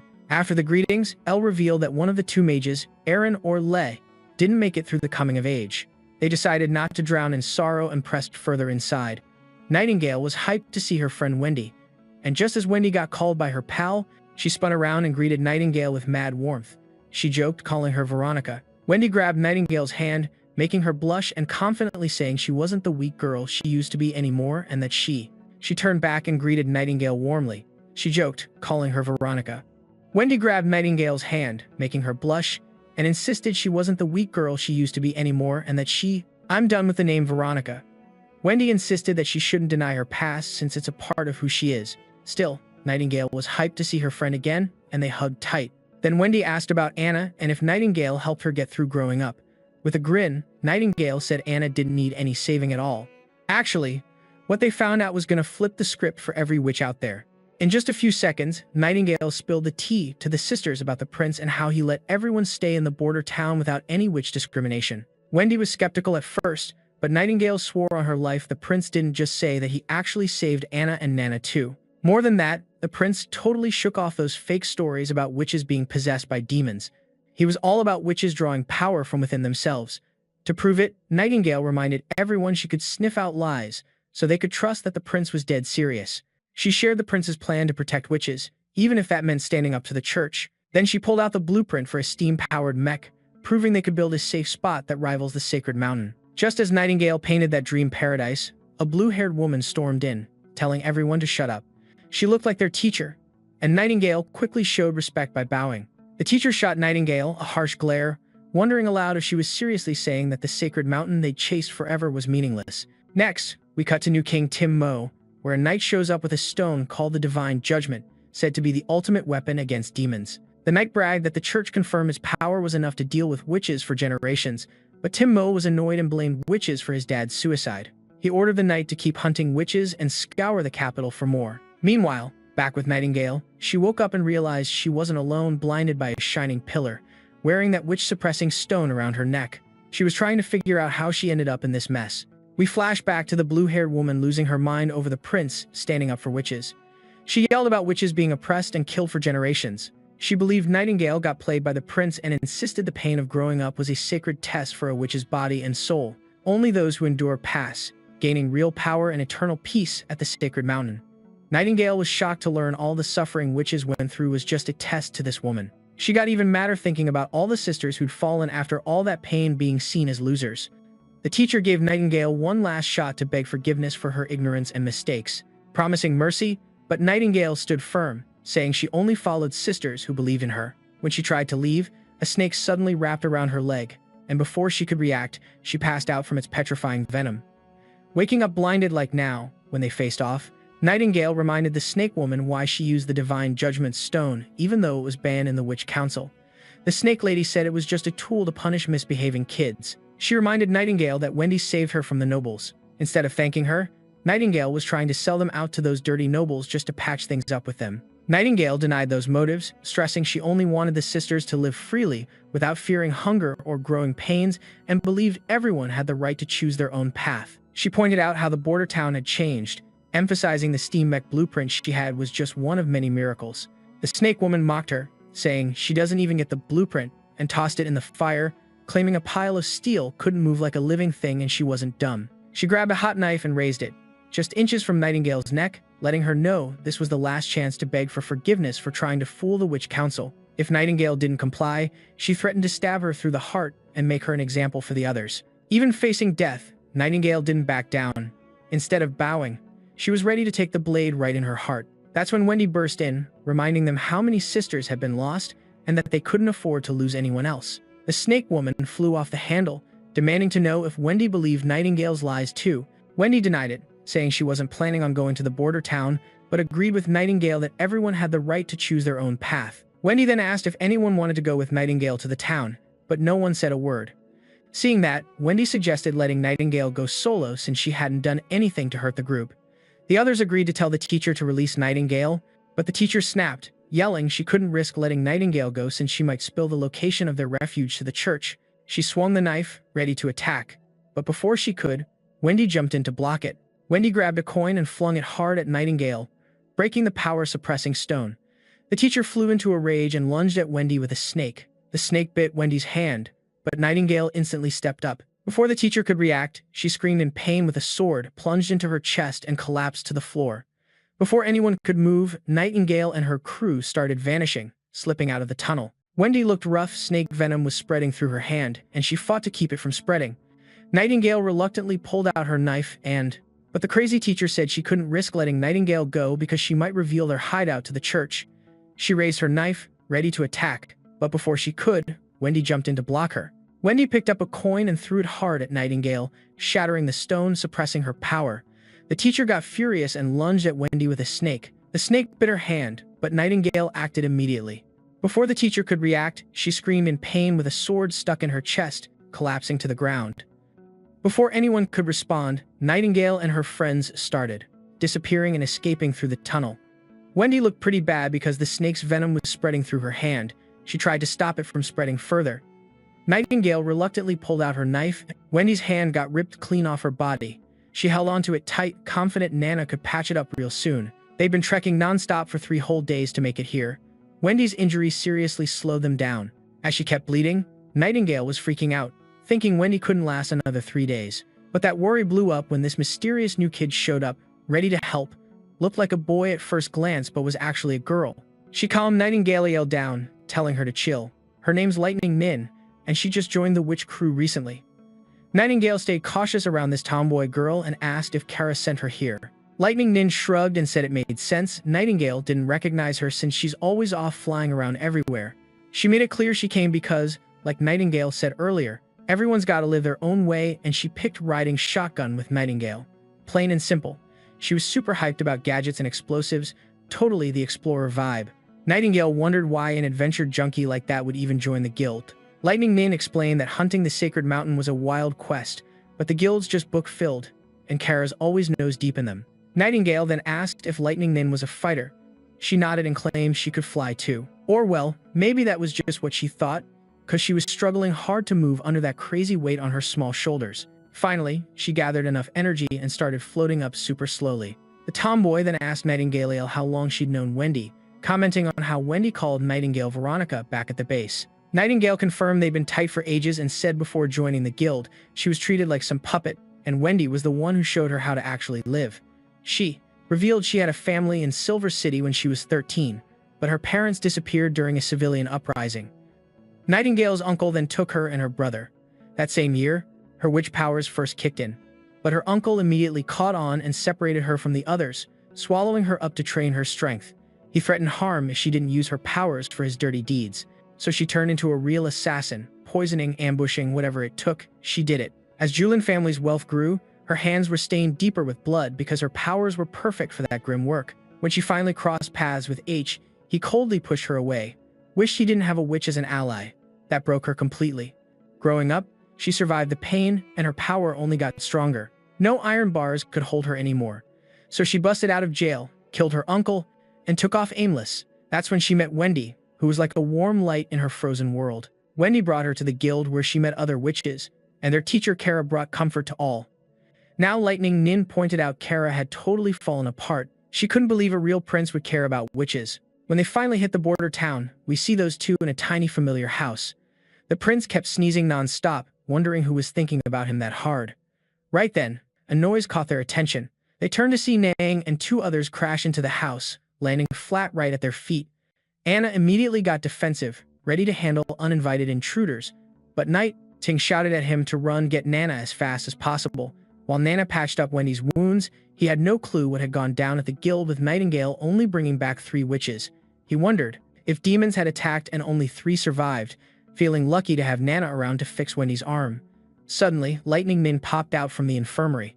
The prince asked if she was hurt. Lightning Nin reassured him and pointed out that the prince truly was a kind soul who cared about witches. Just like Nang said, she admitted at first she didn't believe it, same as the other guild members. Then she joked the world's full of weirdos, so having a prince like him wasn't such a shock. Being called weird annoyed the prince, he just rolled his eyes. Back on topic, the prince realized the guild hadn't been attacked. That's when Lightning Nin started laying out the full story, clarifying they weren't under siege. Wendy's injury was caused by their own teacher, Kara. She also explained how they got here. When night fell, Prince Roland returned to his room and jumped when he saw Nightingale quietly lying there in his pajamas. Prince Roland blushed, feeling kinda awkward, probably thinking naughty thoughts, guessing Nightingale might want to get cozy with him. Suddenly, Nightingale jumped up and came straight at him, scaring him so bad he got pushed against the closed door. He quickly said, "Take all the rest you want." But then Nightingale knelt in front of the prince. In a serious moment, she, Veronica Julin, officially pledged loyalty to him. She promised to obey his orders and fight alongside him in battle, facing demons or anything else till her last breath. Nightingale coming to him after being abandoned by the guild didn't surprise him because she was counting on him for the witch's future. Without a second thought, he took the sword from her hand and officially made her his right hand. The prince asked if her real name was Veronica, and she nodded, saying there was no reason to hide it from him anymore. Next, we meet Wendy, who just got offered a contract. He told her to stay in the border town and work for him. If she agreed, she could sign it and get paid what she deserved. He also hinted at a method he discovered that helps witches go through coming of age without feeling any pain at all. This news left the new witches totally confused. When stepping outside, he admitted it was just a guess and explained that witches are kinda like a vessel holding magical power, and when they grow up, and the magic energy builds up until it overflows during their coming of age, attacking their bodies. He brought up Anna as an example of someone who made it through that phase. He dismissed the whole idea of demons possessing witches as nonsense. Instead, he suggested they can ease the pain by constantly releasing their magic to keep their inner balance steady. He promised a safe spot at Border Fa, where witches could freely flex their powers. No one there would judge or threaten them. He believed that if his theory worked, they could create their own sacred mountain right on the border they'd always dreamed of. Wendy was all in on the plan and asked where to start. He told her to just keep using her magic until she had full control over it. While the prince was busy handling the new witches and magic training, Nana and Anna had a quick chat about the latest stuff. Nana was totally impressed by Wendy's wind magic and lightning's flying skills, which also saved Wendy's life. Nana was hyped about having more sisters in the squad, but Nana pointed out how Nightingale looked at him with warm eyes, a detail no one should overlook. Anna didn't get what Nana meant, but she warned her buddy not to say she didn't call it out. If Anna didn't step up first, Nightingale might snatch up their hero. Suddenly, they heard alarm sirens. Definitely something bad was about to go down. Reports came in that a demon monster had shown up, and the hero rushed to the fortress to meet his troops. Squinting, he tried to spot the threat but saw no demon in sight. The prince wondered if it was a false alarm and asked the hunter who sent the signal. The hunter told him to look closer. When he did, he spotted a black skeletal shape forming out of nowhere. As he zoomed in, he got shocked by the sight of a hybrid monster right in front of him. The hunter revealed it was the same monster that almost killed him a few years back. Hearing that, the boy pieced everything together. This beast had to be way smarter, way different from the usual monsters that just charge and die. This one had survived for years and always backed off when things got risky. When the beast got close to the wall, it suddenly stopped, confusing everyone. Out of nowhere, it leapt into the air, and the prince ordered his troops to attack immediately. Before they could even react, bam, the monster was airborne, diving straight onto the top of the wall. He froze, stunned to see it targeting the weakest spot of the wall so smartly. This confirmed his last suspicions about just how clever this beast really was. When the demon crossed to the other side of the wall, soldiers reported it was heading toward the town. The hero led the second civilian squad with him. While the reserves held the wall steady for now, he moved into town with his unit, kicking himself for underestimating these cunning monsters. When they finally reached the monster's location, they got news it had eaten someone alive inside the town. The blood trail in front of the hero gave him chills down his spine, but he didn't let fear or disgust throw him off, ordering everyone to stay super alert. The monster showed up again, grabbing another civilian. Prince Roland immediately warned everyone as the soldiers watched. Helpless against the creature, they couldn't shoot since they might hit innocents in the chaos. Plus, the soldiers couldn't even get close to the gigantic beast. Byron X ordered the troops to climb onto rooftops and higher ground for precise shots without risking civilians. The soldiers quickly scrambled up to get into position. Despite being at a disadvantage, they managed to hit above the monster's big, swollen head, but their aim was a bit off. The monster's eyes glared angrily, but before it could strike back, Iron Diao swooped in and blew off the monster's head instantly, finally avenging the innocent lives it devoured. Just north of Grey Castle, within a 2-meter radius, this massive mutated creature was charging toward the towering wall. The knights on the wall shivered, witnessing its huge size closing in. When it finally stepped up on the rooftop, the little creature froze, then looked up as it spotted humans nearby. Without hesitation, the monster opened its massive mouth, releasing an army of monsters marching right out from its belly.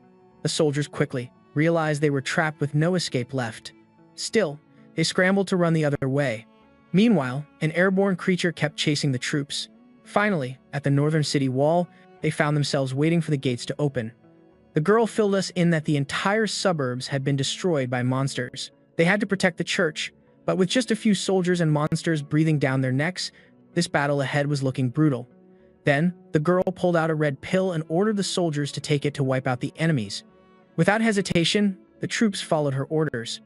As they swallowed the pill, a surge of power flooded their bodies, pumping up their strength to push back against the monsters. Before these brave soldiers got wiped out by the fiends, the gates finally dropped, revealing a confident figure stepping out. He claimed to be part of the Judgment Army and ordered everyone to clear the way. These soldiers were decked out in full armor from head to toe, looking like elite knights. The woman was baffled by this army's sudden appearance, having no clue who they were. But she suspected ordinary humans stood little chance against these hybrid monsters. Yet, it looked like we were about to find out if these troops were all talk or the real deal. When the monster and the Judgment Army faced off, the airborne monster dived down. One knight instantly grabbed its massive, sharp blade, and another knight took position and launched a spear forward. The arrow flew at lightning speed, piercing through the monster's skull. The woman was totally shook by the soldiers' insane speed and power. This kind of strength was on par with that of the hybrids. When these tough knights tore through the monsters, the scene switched to a church tower. On the balcony, 3 archbishops were using binoculars to watch the Judgment Army. Seeing the monsters lying dead on the ground, they looked pretty satisfied, thinking their troops were crushing the monsters. Archbishop Taefun shook his head, noting the worst part was the total wipeout of the reinforcement forces sent by the 4 great kingdoms. Archbishop here laughed and agreed, pointing out those kingdoms sent thousands of soldiers but ended up just cannon fodder. She was clearly gloating, viewing it as proof that the border defenses of those kingdoms couldn't hold a candle to the church's powerhouse Judgment Army. But a third voice chimed in, highlighting the heavy cost of overusing magic during this fight and how they lost most of their judicial troops, the core strength of the church. Tai Fan grit his teeth, emphasizing they had no choice since the wild beasts showed up just like the Bible predicted. He warned time was running out, and unless the continent united and pooled its strength, doom was waiting for them all. The arrogant woman laughed again, saying humans are basically monsters too, doing horrific things like demons, so maybe wiping out humanity wouldn't be such a bad idea. That really ticked off the old man. He told her to cut the blasphemy and stop defying God's will. But she just brushed it off with another sarcastic jab, saying God never promised human survival, and then challenged him, "Are you sure God cares about humans more than demons?" The old man looked even angrier but stayed silent.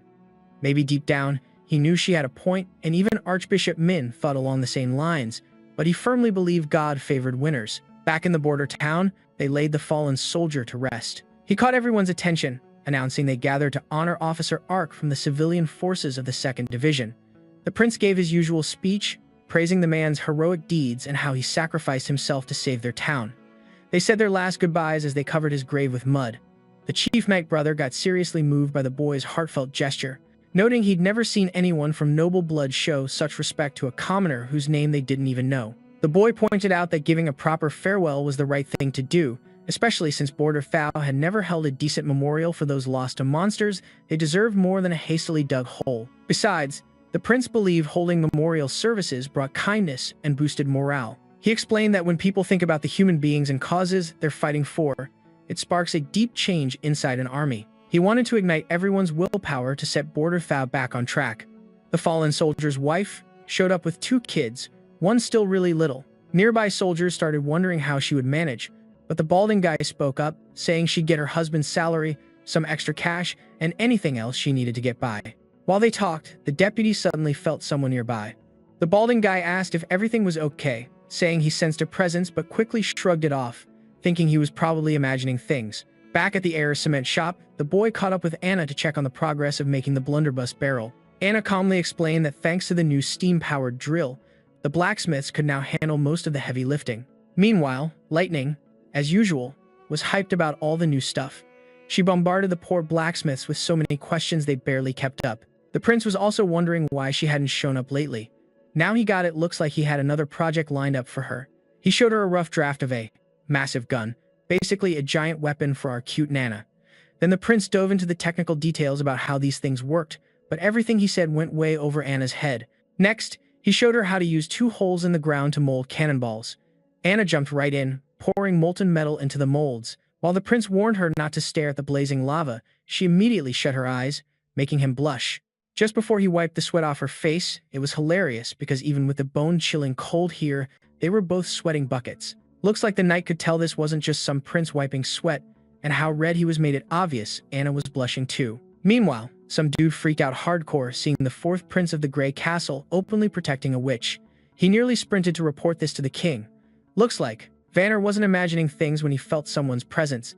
This guy was definitely a spy sent by the new king, Timothy. What threw him off was how the locals were chill living alongside the witch. And don't let him start about the other weird stuff he'd seen, like the massive wall popping out of nowhere at the border, metal bars shooting bullets to kill demons, and witches being treated like regular people by the prince. All that made him think this town was cursed or something, and he felt like he was facing some serious dark magic vibes. Meanwhile, some dude was freaking out hardcore seeing the 4th prince of Grey Castle openly sheltering a witch. He almost ran straight to report this to the king. It seemed like Vanner didn't expect to sense someone's presence, because this guy was definitely a spy sent by the new King Timothy. What messed with this guy's mind was how the ordinary townsfolk here lived comfortably alongside witches.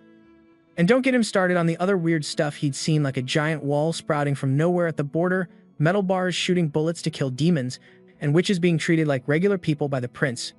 All of it made him think this town was cursed or something, and he felt like he was facing some kind of dark magic. If they hadn't dangled a fat stack of cash right in front of him, there's no way he'd ever agree to spy in this savage place. And honestly, this dude totally bombed his one and only mission. Because we can see Vanner in the back straight up telling this weirdo to stop as soon as possible. News spread like wildfire that there's a spy in the squad. Poor guy has no clue what to do. Before a pissed-off mob rolls up, all he could think was that the fourth prince must be pulling some dark, demon-level power. Cut to inside the castle. We catch up with the chief steward. The old man's losing it over the latest royal order to buy 2 ships without hiring a captain or crew. Like, how is he supposed to get a boat to float without sailors? He's worn out from all these ridiculous commands that somehow always end up helping the prince. Then, there's a knock at the door, and a soldier announces they caught a rat. This dude named Khan, aka Growhawk, is clearly a spy for Prince. Turns out he's been undercover for months, faking it as a border town local. They found a letter and some cash on him, but he's still getting grilled by the old man. The elder orders squeezing every drop of intel out of him and then his swift execution. Looks like this is the 4th spy they've caught, so the old man's no stranger to freakouts. Our smart prince expected more spies to show up, so he tells the steward to spread the word that someone in the border town is trying to sabotage the food stash. He tells everyone to watch any sketchy moves and promises a reward for whoever snags the spy. The old man's always blown away by the prince's savvy moves. He sees him as a fearless demon who couldn't care less about holy judgment.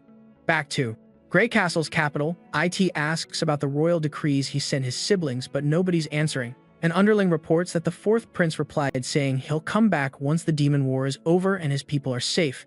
The informant points out that Prince Roland still calls Timothy prince, not king. Emothai thinks he's a fool for opposing him, especially since he planned to give Roland land and a chill life. He brushes Roland off like a weirdo and asks his lackey if there's any word from the 3rd and 5th princesses. The lackey says the 3rd princess vanished from the city along with her butler and 2 servants, and no one's heard from them since. The prince clutches his head in despair because he never wanted the commoners messing with his sisters, no matter what beef was going on. Then he asks about the pirate lass Wimbo Din. Before anyone on the council can speak up, ITI orders them to seize her harbor and bring her to the capital. Right then, a knight storms in with news that Garcia Wimbodin crushed the Duke Joseph's men on the southern border and took full control of H City, leaving Timothy totally shook. And he's even more freaked when he hears she declared herself Queen of Clean Water with local dukes backing her, splitting half of Grey Castle apart. Next scene, we're down by the southern river of Border Town, where the top captains are tearing apart the heavy cannon they just set up.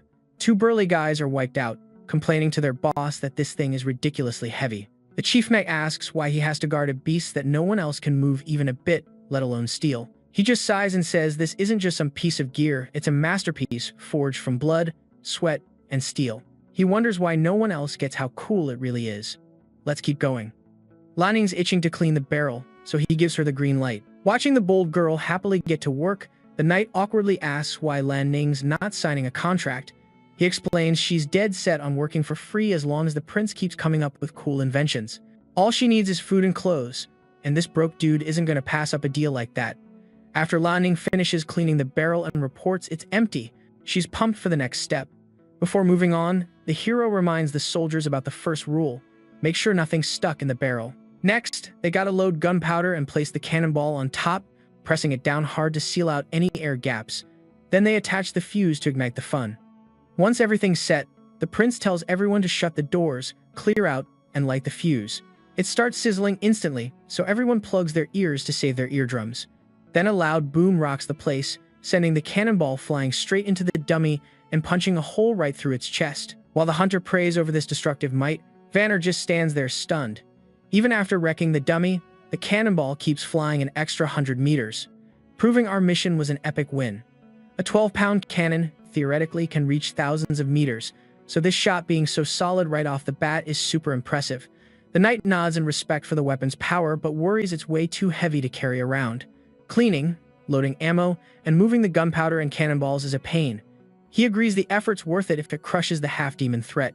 He's already thinking about using boats to handle the weight problem and has asked the steward to buy sailing ships from Willow Town. Wendy's winds will speed up transport for both civilians and cannonballs, boosting their strategy against the Duke at Riverheart Fortress. He imagines a deadly pincer attack hitting the Duke's army from behind, but his ship dreams get crushed when the old man sprays cold water, saying they can't afford any sailing ships. 1. Two-masted sailboat costs a whopping 120 gold coins, and that's before crew wages, which run around 200 gold coins. Even if they drained the entire 315 gold coins in the treasury, they could only buy the boats. Vanner was stunned too. Even after smashing the dummy, the bullet flew another 100 meters, proving our mission was a total success. A 12-pound cannon, theoretically, could reach thousands, so this result was solid for the first shot. The knight respected the weapon's power but worried it was too heavy to carry. Reloading, transporting ammo and gunpowder was a pain. He nodded, saying the effort was worth it if it helped wipe out the half-demon easily. He thought about using boats to solve the weight problem and had NF asked the steward to buy sailing ships from Willow Town. Wendy's wind would speed up transport for both civilians and cannons, supporting their strategy against the Duke of Riverbend Fortress.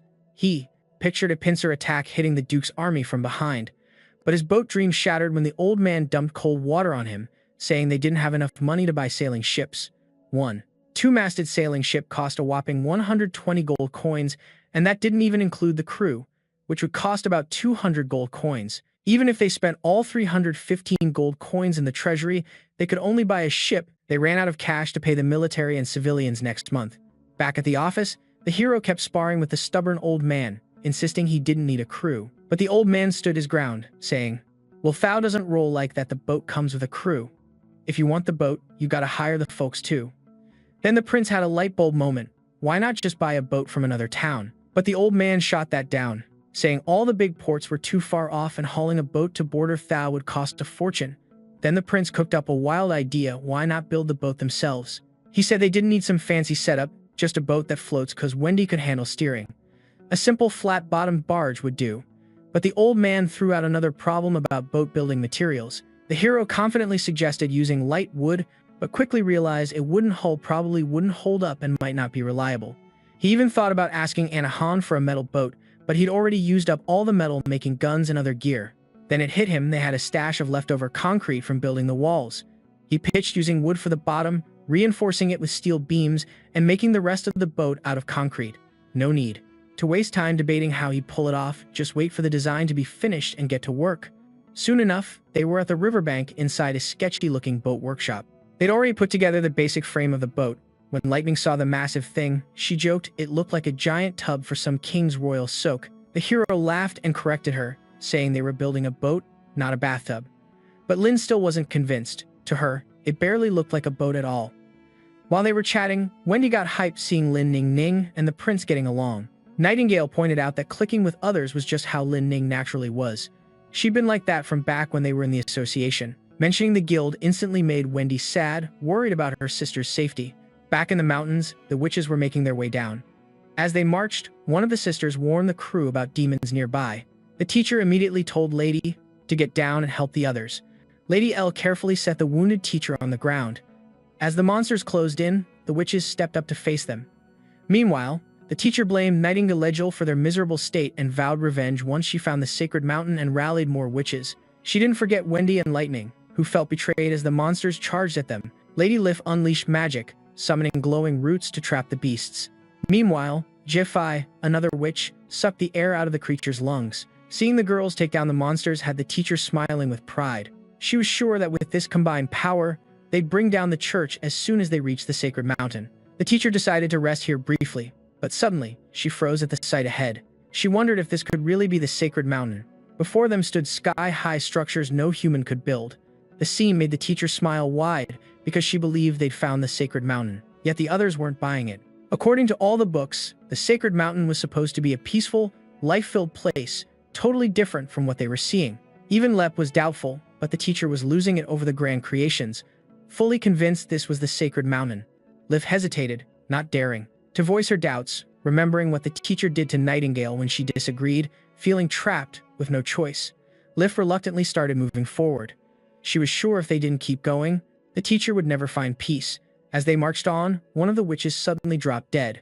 Lady L tried to pause and honor her friend, but the teacher snapped at her to keep moving, warning that stopping could get them killed when night fell. Lift burst into tears, torn between grief and the teacher's urgent command. The teacher insisted stopping there would just make them easy targets for demons. They pushed forward, but then another witch spotted that the mountain they were heading toward had vanished.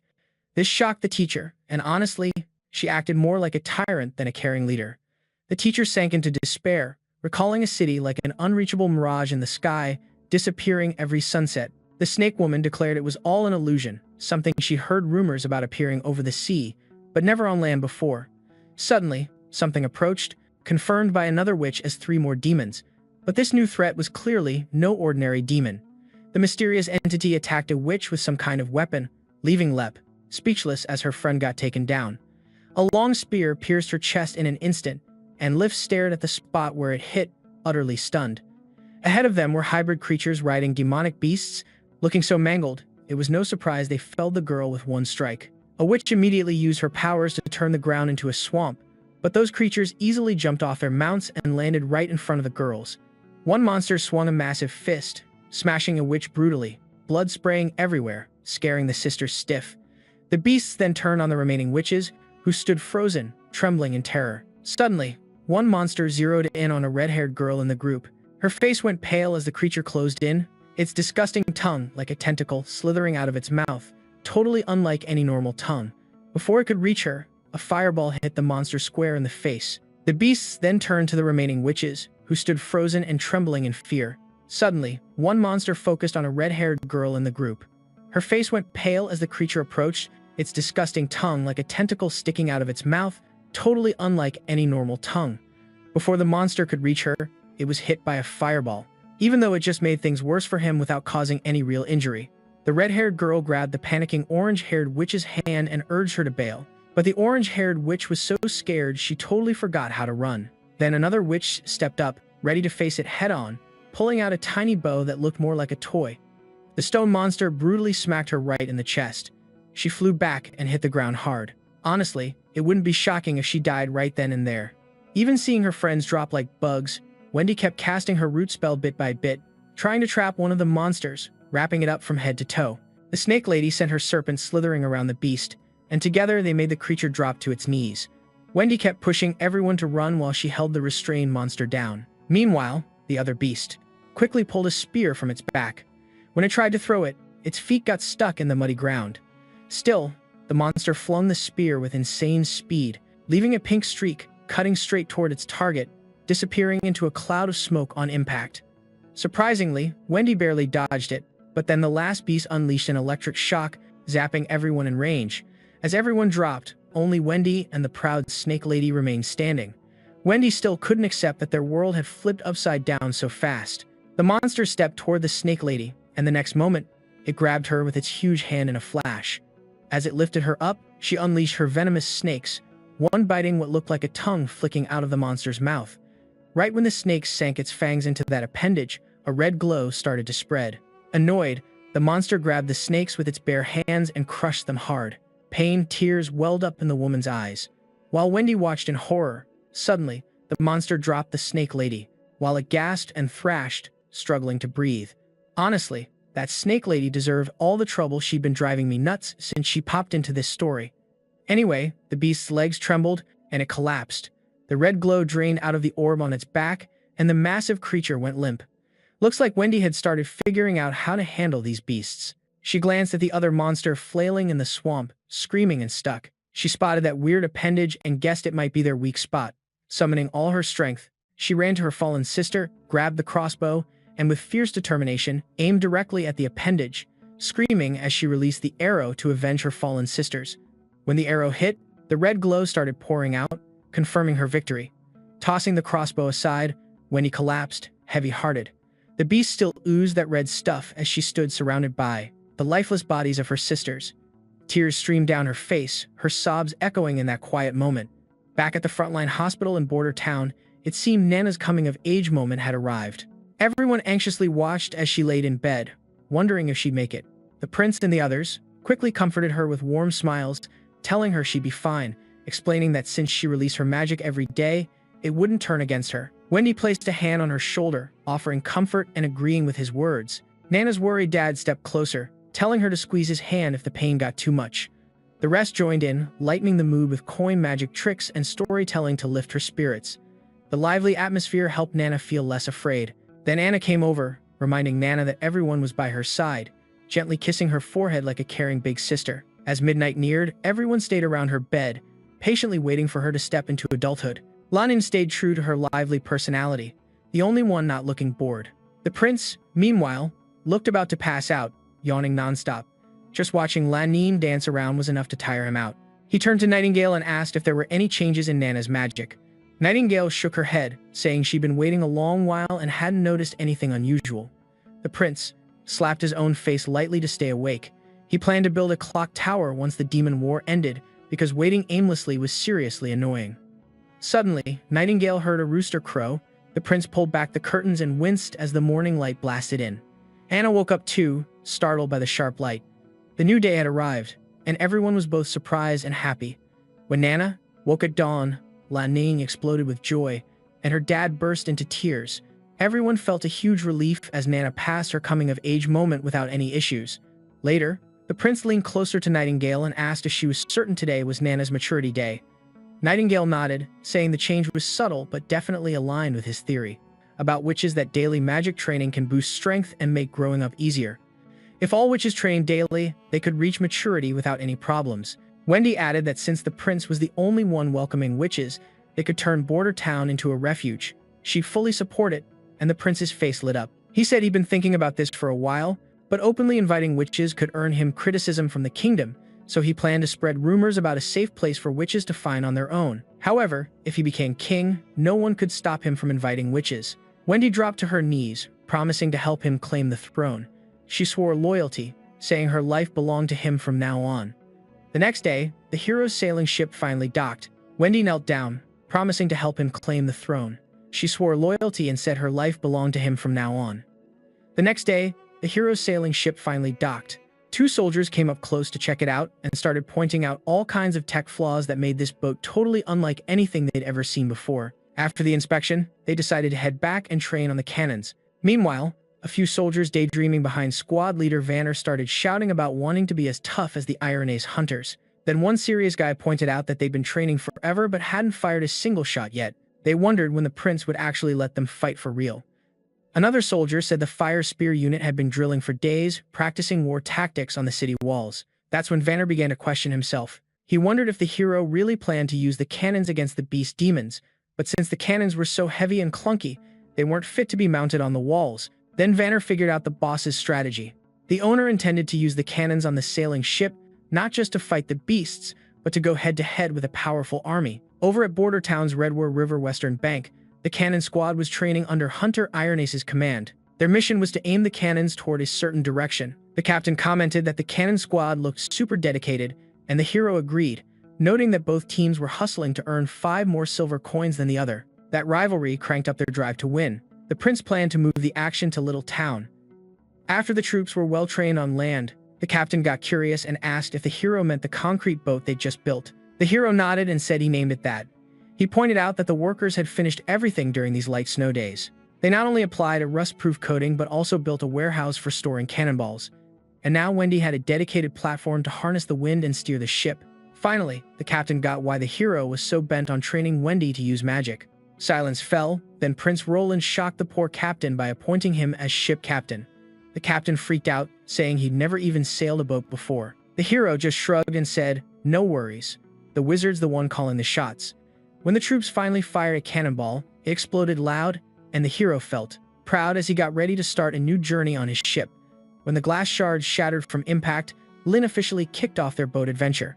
She was ready to be the navigator of Little Town. Meanwhile, overprotective dad Tai Gupai handled communications, and the captain dragged into the shipmaster role looked none too thrilled. La Ning patted Captain Tran An's shoulder, saying steering was perfect for her since she was an expert in sea adventures. She added that her dad, known as Thunderb, was a total pro on the water. Checking out the boat, Lightning was blown away by its strange materials, totally unlike anything she'd seen before. The captain was pleased because the weather was awesome today, a choice by the hero to test it at Little Town. When the ship hit the water, everything seemed smooth. With a dude named Brian assigned as helmsman, Lightning told him to turn the wheel all the way right, and the captain echoed that order. Curious, the boy asked why the captain repeated her command, and he explained he was following the prince's instructions. Meanwhile, Brian was clueless about what to do. So, Lightning, overwhelmed, decided to take control herself. She slammed the wheel hard to the left, freaking out the two people behind her. After this little adventure, Lightning was amazed that Brian noticed details even a seasoned sailor like her might miss. Lynn then told Wendy to boost the wind since she was in charge of giving the ship extra push. Before getting that title, Brian pushed Wendy to master her magic, which didn't really bother her until they reached Border Town. After lots of tries, her early efforts only dried out a few meat slices, but she grew stronger with practice. And with those lessons, Wendy focused her magic and gave the ship a solid push that made it glide smoothly on the water. Lie. Nain and the captain got hyped seeing the boat move, while this dad got all philosophical, saying he turned a rock into a boat and made it float. At this point, he started believing there was nothing the kid couldn't do. As the ship continued its smooth sail, the man praised Brian for becoming a sailor in under half an hour. Brian shyly said he owed it all to Lightning because she taught him right. Meanwhile, on Wendy's platform, she began to tire and struggle to keep up the boost as if her magic was draining fast. But she saw it as a test, pushing herself to hang in there till the ship reached shore. Or so she thought, but Wendy started losing consciousness, and Lightning immediately told everyone to steer the ship to shore since Wendy had gotten sick. When Taboy helped Wendy down, they found her covered in cold sweat that could lead to deadly hypothermia. They blamed her for not warning them about her condition, but luck seemed to flip as the ship crashed into some rocks and got damaged. The captain yelled orders to have Lady Lightning escort Lady Wendy back to the castle while telling the others to stay behind and gather the sails. As Lightning took off with Wendy, the captain of the busted ship looked super bummed. He said that even though the little town test wasn't a total failure, it wasn't a win either. At least they'd found two big problems to fix, keeping Lady Wendy warm on the platform and making the ship handle shocks better. Meanwhile, in town, a carriage rolled down a desolate road. The driver was a one-legged man, and inside, a priest was beating a little girl. She obviously wasn't the only kid in there. The driver couldn't help but feel sorry for the girls trapped inside, even though the dude in the carriage seemed like their only lifeline. Without him, these girls probably would have frozen to death out on the streets. As the guy stepped down from the ride, the coachman asked if they were orphans from the kingdom of Grey Castle.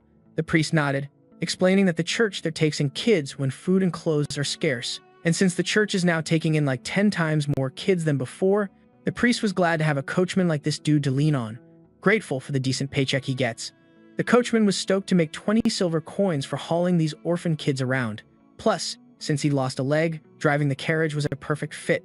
But the coachman had no clue these girls weren't your average orphans, they were witches, which is why the priest was paying him handsomely. But the priest kept that hush-hush, just telling the coachman to keep moving and promising to pay up when they arrived. When they stopped at an inn to grab some grub, the priest told a lady, "I brought some well-behaved kids here for you to look after." Meanwhile, a sketchy guy was hustling the girls around like goods, and the coachman couldn't stand watching his clients exploit them for a quick buck. He pulled the curtain shut, unable to bear the sight of those girls getting disrespected any longer. The scene then shifts to the archbishop descending into a massive underground chamber. He marveled at the view, admitting no matter how many times he visited, the grandeur of the dome always took his breath away. The archbishop called this dome a sheer natural wonder, definitely a masterpiece crafted by God. He explained that while the Hem church above ground symbolizes steadfastness, it's the heavily guarded depths of Hem's prison that might truly be the church's heart. As he stepped inside this mysterious place, a knight led the clergyman deeper in. Walking down the hallway, we learn these knights are the church's most loyal guardians, rewarded with housing right inside these tunnels for their loyalty. Any breach of discipline was dealt with harshly, often meaning a lifetime locked up in the very prison they guarded. Other tunnels held a library full of religious texts, historical documents, and notably a jail where unfortunate criminals were left to rot forever. They passed through another door, entering a prison where desperate voices begged for freedom, ready to risk everything just to escape. The priest stopped by a special cell locked with a massive padlock. He told the knight to wait outside, and once alone, he urged the prisoner inside to eat properly. The priest reminded him the food he brought was top-notch, though understandably no booze was allowed. The man behind bars was none other than King Wimbledon III. He asked if there was anything to eat down here, lamenting that he'd been isolated for 6 months without any word from his son or daughter. The priest seemed hesitant to spill everything but finally caved under pressure and revealed news the king didn't want to hear. Jero Wimbledonen, the king's eldest son, had been executed by Timothy for treason against the crown. The third prince, Garia, had declared herself Queen Cleanwer, gearing up to take on Timothy. Meanwhile, the king and his fifth princess were still alive, though there was no major news about them. The old king was totally shocked by the news about his eldest. He couldn't hide his grief, asking the priest why it took so long for him to be thrown in prison.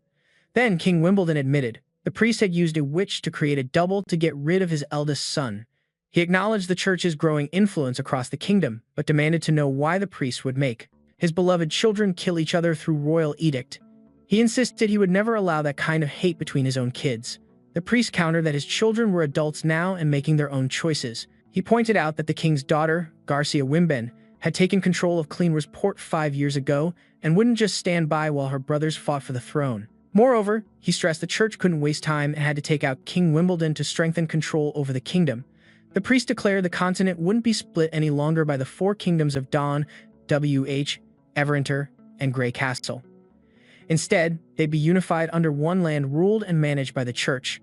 The old king looked utterly defeated, dropping to his knees, blood leaking from his mouth, but still managed to say he'd wait for the priest down in hell. The priest didn't bat an eye, rushing off hell talk and saying everything they did was part of the church's big plan. The king died right there, probably poisoned, but who knows? The priest saw it as his golden ticket to power and got ready to face the real enemy up ahead. Maybe he was talking about demons, the true foes humanity hadn't yet defeated. Honestly, church politics are my thing, but this story's lit. I can't wait to see what you do next. Next, we're back at the Witch Association camp up on the mountain. The witches left are mourning their sisters, who didn't make it through the rite of passage. One person spoke up, worried about what's next. They barely escaped alive, and now their sisters have been gone for 2 weeks searching for the sacred mountain. Their food supplies are almost gone, making them even more anxious. Suddenly, they hear footsteps coming closer. It's none other than Lady L. She stumbles into the tunnel, totally wiped out, face slamming straight onto the dirt floor. Rewinding a bit, we see Lady L walking down a lonely path. Her face is pale from harsh weather and gnawing hunger. Suddenly, the rite of passage hits hard while she's out there on her solo journey. We see Lady L walking down a deserted road. Her face was pale from the harsh weather and gnawing hunger. Suddenly, the brutal moment of growing up hit hard as she traveled alone. While she was still battling her inner demons, some creepy monster popped up right behind her. She freaked out, spun around begging for help, but then suddenly snapped awake from the nightmare. Sitting up, Ham Min softly told her she'd been out cold for 2 whole days. The other witches gathered around, looking seriously worried. One even apologized for dropping serious talk just as she woke up, but the older sister said they'd already hashed everything out. If she didn't come back, Elle would have to step up as the teacher to keep the guild from falling apart after all those losses. Without hesitating, Lady L made up her mind to track down Nightingale. That decision hit everyone like a ton of bricks. They were iffy about believing Nightingale's story about Border Town, not sure if they could truly trust her. Lady L reassured everyone they could find a safe hideout while she scoped out the situation at the Border Town first. She told the purple-haired witch to take over teaching if she didn't return. Leaning on her experience as a former guild member, she trusted them, stressing that if Nightingale's info was right, Border Town would become their new holy mountain, potentially ending the current guild's existence. Meanwhile, back in town, our crew was facing off against a few monsters. When one of them jumped over the wall, Warner shoved his spear right in its gut. But as he tried to lift the beast, the spear snapped in two and the creature crashed back down. The deputy shouted to prep the matchlock guns and everyone jumped to it immediately. They took out the monsters without hesitation. A soldier handed the deputy a spear. To his surprise, there was a kid named Chloe there. Chloe said he'd show up wherever help was needed. With the monsters lying still on the ground, the captain admitted they weren't super dangerous, but staying alert was key. Excitement spilled out, saying since the hero took over Border Town, they'd been able to fend off those scary creatures. Before, that was only possible with the help of the River Heart Fortress. But now even the townsfolk could fight thanks to their leader, the hero. He pointed out the hero was always on the mountain when things got dicey. Standing with regular soldiers, suddenly a hybrid monster appeared and a soldier reported it was a winged lion hybrid. Lan Nin eagerly stepped forward to face the beast, but the hero told him to hold up. They stuck to the plan. Lan Nin was bait to draw the monster's attention, making sure he kept a certain height. The monster landed on the wall's surface, and Lan Nin, full of confidence, charged in, telling everyone he wouldn't let them down. The prince officially kicked off the hunt, but Lan Nin's confidence wavered a bit when he joked the hero's fierce roar sounded more like a whining dog. After dropping that line, Lan Nin vanished, leaving the hero speechless on how to react. He even asked the other girls if he really heard that weird sound, and they reluctantly said yes. The prince told the girls to stick to the plan and stay safe, which they nodded to. Wearing a confident smile, the prince looked up at the sky. Pleased this was all playing out just like he planned. Meanwhile, the monster was getting more annoyed because of our sneaky girl. She kept tossing pebbles at it. She teased the beast and it growled back. She darted around, mocking and provoking it like she was playing tag with a giant kitty. The monster got mad and slammed down hard, but Lanine was still having a blast. As the beast kept chasing her, Nightingale sped through her dimensional space since Lanine successfully lured the monster into the town square. She told Anna that even in her hidden dimension, the monster could sense them thanks to its sharp instincts. So she warned Anna to approach her fiery powers super carefully, which had a radius of about 5 meters, stressing they only had one shot to take down the beast and couldn't afford slip-ups. Meanwhile, Lanine kept playing tag with the lion, making it angrier because she wouldn't leave its tail alone. Seeing their shot, the girls moved quickly. Anna wasted no time. When the lion wandered into their sights, they snapped back from that dimension. Anna unleashed her blue fire power, hitting the monster with a blazing flame so hot it made ears ring. Nightingale could even feel the heat from the other side. Lanine bragged her fire was strong enough to melt steel, so burning a monster alive was no biggie for her. As the creature turned to ash, the prince was pretty hyped, seeing Anna didn't even need help to take it down. Suddenly, other monsters started retreating, leaving everyone puzzled why they were pulling back. Then he spotted something shocking and looked up with eyes wide open. Dark clouds were clearing from the sky and sunlight poured in strong, signaling the days of evil demons were finally over. News spread fast that the dark demon days had ended, and everyone was soaking up this moment of victory. He gathered everyone, and as he began his speech, the villagers and soldiers got hyped, cheering that no one would starve this winter under the prince's watch. The prince acknowledged the evil days were behind them and Burtown had made it through with minimal losses, all thanks to the brave civilian army. He compared this win to when the Forchus River once threatened them with famine and cold. But today's victory proved Burtown could stand strong all on its own. The crowd erupted again in excitement, knowing they no longer had to rely on anyone else. With a big smile, the king decided to throw a massive party to celebrate their tough win. He announced there'd be a victory parade and promised anyone who danced in the town square would score some honey-glazed beef. When the parade rolled around, the lead knight carried a huge slab of beef to the feast, and Hunter Aones took charge of lighting the fire. Before long, everyone was breaking out the victory moves, the campfire flames crackling as the sweet smell of sizzling meat filled the air. Hunter Iron A declared that anyone who kept dancing would get more meat. The longer you danced, the more you ate. Everyone was hyped to join in, thinking it was an easy way to snag some food, pulling their friends along because you didn't dance, you didn't eat. While the crowd was having a blast, the lead knight voiced his worry about running out of meat for the prince, fearing the leftovers might disappear before he got any. Until more supplies showed up, the prince felt a little bummed but reluctantly agreed to let the people party on. So, their lively night went on with folks dancing around the fire, singing, and just soaking up the good vibes. For the people of Border Town, surviving savage demon winds without a scratch was a huge deal, totally worth throwing down on a celebration like this. And events like these would be lovingly remembered for years to come. Meanwhile, our prince rushed back to the castle for his own exclusive party, where all the witches were buzzing with excitement. As soon as the prince arrived, Lanine decided to officially kick off the celebration. Anna spun some chickens on the magical flame, roasting them just perfectly enough to make Nana drool over that irresistible aroma. Nightingale showed off her skills by expertly slicing the meat into fine pieces. At the same time, the tomboy girl and Nana were living their best lives ever. Nothing beats an outdoor BBQ bash in their books, and they couldn't be happier. The prince was also feeling the joy, especially seeing everyone so stoked. He believed folks with extraordinary skills like theirs deserved to be treated like royalty. Suddenly, out of nowhere, he got smacked with a sweet kiss right on his cheek from Lightning. Nightingale and Anna were totally shocked by the surprise move, and the prince's reaction was just as stunned. When asked about the sudden kiss, the tomboy girl pointed out that it's a festival tradition for women to kiss the land's ruler. Meanwhile, Nightingale was feeling a little awkward and kinda jealous, and Wendy straight up noticed the tension. As the prince and Lan Nin mingled back and forth, Anna looked a bit down, maybe because she wanted to be the one kissing the prince. When the clock struck midnight, the prince was feeling dizzy from drinking too much. Suddenly, his spinning head cleared when he spotted Anna off in the distance. She walked right up to him, making him blush hard.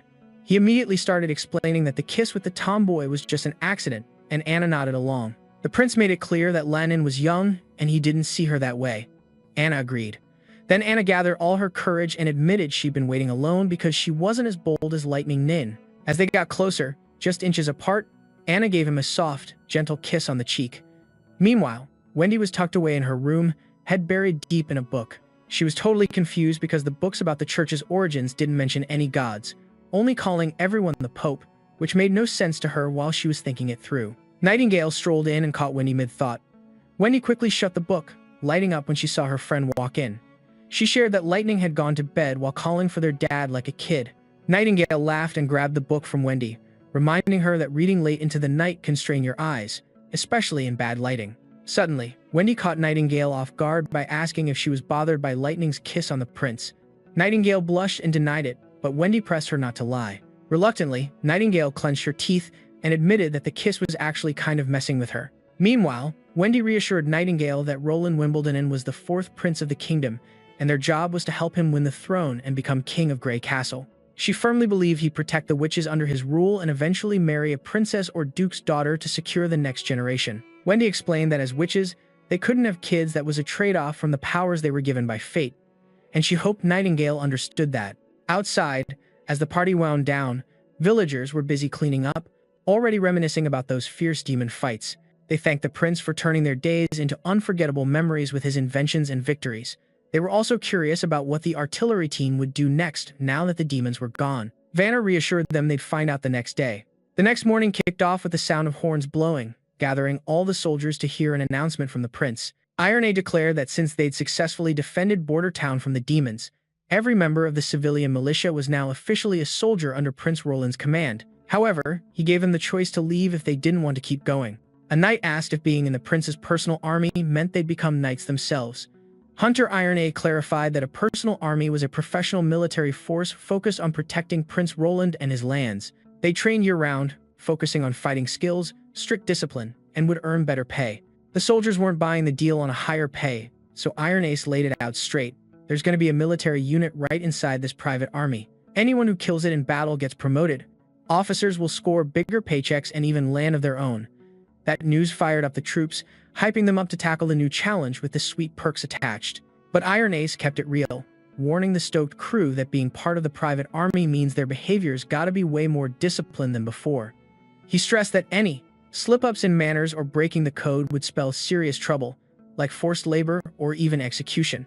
The squad tensed up right away at the serious warning, and Iron Ace threw down a challenge for them to rethink their commitment if they had doubts. Even with tough conditions, Vanner stayed solid, dead set on serving our hero Roland. No matter what hurdles popped up, nobody seemed down to ditch the private army. Iron Ace then boomed out in the voice of a seasoned captain, reminding them they're now Prince Roland's private troops. He declared that the grind of training starts immediately, setting a strict discipline vibe from this moment on. Back in the castle, Lanin updated Prince Roland about the private army plan. She explained that since the snow's still hanging around outside the city, the soldiers will crawl more than run in their daily 4-mile drills. While Lani admired the fresh designs our hero had just sketched, the prince himself was deep in thought, weighing the tough mission ahead, building the whole army structure from zero with rules, rewards, and punishments. The massive task was giving him a headache. Considering he used to be big on military chess as a kid but forgot a lot, he was determined to innovate and do what's never been done in this world in time. As they checked out the designs, a bayonet caught their eye before they could dive deeper into the talks.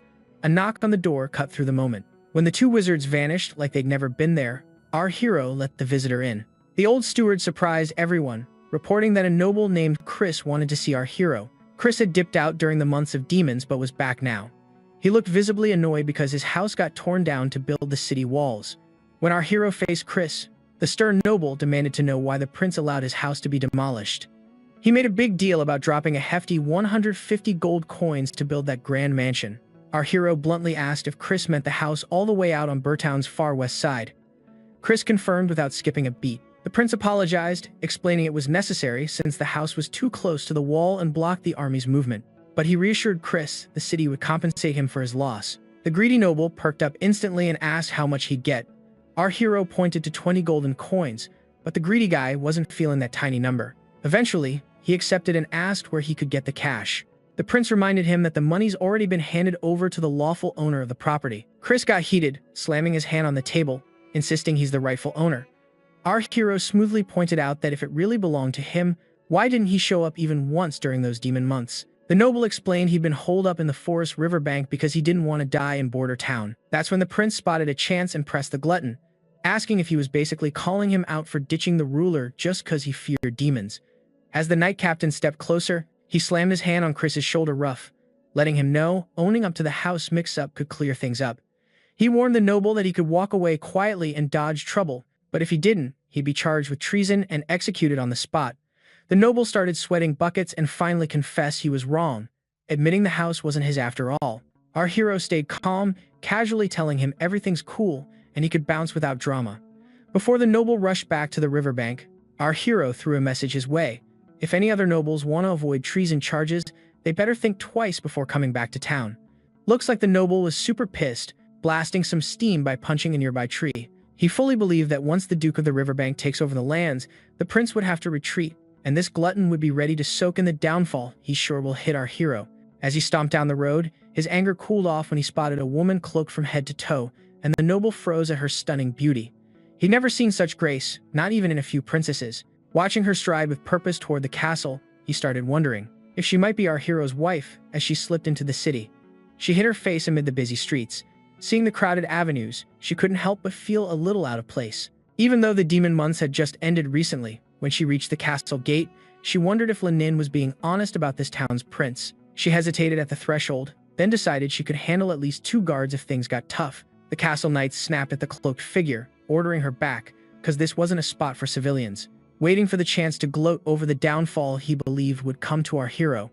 When he stomped down the road, his anger eased as he saw a woman covered head to toe, and the nobleman froze at her beauty. He'd never seen such elegance, not even in a few princesses. Watching her stride purposefully toward the castle, he began to wonder if she was our hero's wife as she entered the city. She hid her face in the bustling streets. When she saw the crowded streets, she couldn't help but feel confused, wondering if she was the hero's wife as she entered the city. She covered her face in the busy streets. When she saw the bustling streets, she couldn't help but feel overwhelmed. Even though the demon months just ended recently, when she reached the castle gates, she wondered if Lenin was telling the truth about the prince of this town. She hesitated before stepping in, but then decided, thought they could handle at least 2 guards if push came to shove. The knights at the castle gates flipped out when they saw the cloaked figure and told her to step back since this wasn't a spot for common folk. Lady L didn't flinch, pulled her hood down, showing off her beauty and boldly claimed she was a witch. The soldiers exchanged confused looks, not sure how to respond. Meanwhile, Lady Lift swallowed her fear and firmly demanded to see Nightingale, Nana, or Anna. The 2 guards looked at each other, and one of them decided to step inside and report the situation. Once she saw the soldiers leave, Lady L still worried he might call for reinforcements, or maybe Nightingale had tricked them about Nana and Anna's existence. Her head bowed in thought. Suddenly, she felt warm arms wrap around her from both Nightingale and Wendy. Realizing these were her friends, Lady L froze as Nightingale and Wendy hugged her tight, their eyes full of joyful tears. Wendy whispered a heartfelt welcome back into Lady L's ear, making her cry too. Meanwhile, our hero was yawning, and Wendy brought him some tea. While sipping, our hero asked about Nightingale, and Wendy happily revealed Nightingale was welcoming a new sister who had just arrived. Our hero almost choked on that news. Wendy then excitedly shared that sisters from the guild had come to border town, shocked and hyped. Our hero asked Wendy if they were not searching for the sacred mountain. She explained only 7 witches survived because monsters wiped out the others during their journey. She apologized, saying they arrived while our hero was asleep and begged forgiveness for letting them into the castle. Our hero felt pumped because more witches joining meant fresh skills and numbers. Wendy then dropped a message from Lady L saying these girls aren't all fighters, meaning they might not be super useful in battle. She mentioned under the Stone of Diviner Rut's influence, witches' combat abilities were pretty limited. But the prince didn't sweat it. One witch knew how to create electricity, which meant no more darkness, and another could handle stuff differently, skipping the whole refinement or soul-casting process. This got our hero daydreaming about upgrading this ancient world with tech powered by witch magic. Nightingale suddenly snapped our hero out of his fantasy, pulling him back to reality and reminding him everyone was waiting. After a while, the group gathered for dinner with all the witches. Our hero happily welcomed them to border town, hoping they liked the food and encouraged them to ask for whatever they wanted. Lai Tin enthusiastically agreed, saying our prince was super generous and always ready to welcome new members. One witch teased Lai Tin for being too obsessed with our hero, but our hero ignored it, saying they didn't care about ranks or formalities and urged everyone to start eating before the food got cold. Meanwhile, the other witches watched Anna use these tiny sticks, like little chopsticks, but the newbies didn't know how to use them, so they stared confused. Still, everyone began enjoying the meal, totally digging it. After dinner ended, our hero focused on reading documents describing each witch's powers. After checking out their skills, the prince realized none could shape materials or create electricity. That meant his plans to modernize the world had to slow down for a bit. But he saw enough talent among the witches to meet current needs. The first witch who caught our hero's eye was Lady Liff. She didn't just boost fruit production but could control all kinds of plants, making her perfect for expanding agriculture. Next was Scroll, a witch with a legendary memory who worked 24/7. Once grown, she could recreate any book she'd read, making her ideal for teaching. Then there was Hambud, a cute witch who could make objects weightless or adjust their weight magically, making her priceless for lifting goods or balancing loads. Fourth was Shuria Joan from a merchant family in Grey Castle's capital. She could recreate vivid landscapes with a magic brush without needing paint or paper, making her almost like a walking camera for the witches. The fifth came from the southern continent and could mimic any sound, earning the title of Audio Illusion Master. Lastly, Lily just turned 16, with powers to stop food from spoiling, helping with food storage, though our hero still didn't know she could kill bacteria. Yet, the seventh witch called Moon was the most intriguing, a quiet young girl, but an invaluable asset because she could magnetize metal. Her power upgraded after maturing, and now she could magnetize almost anything.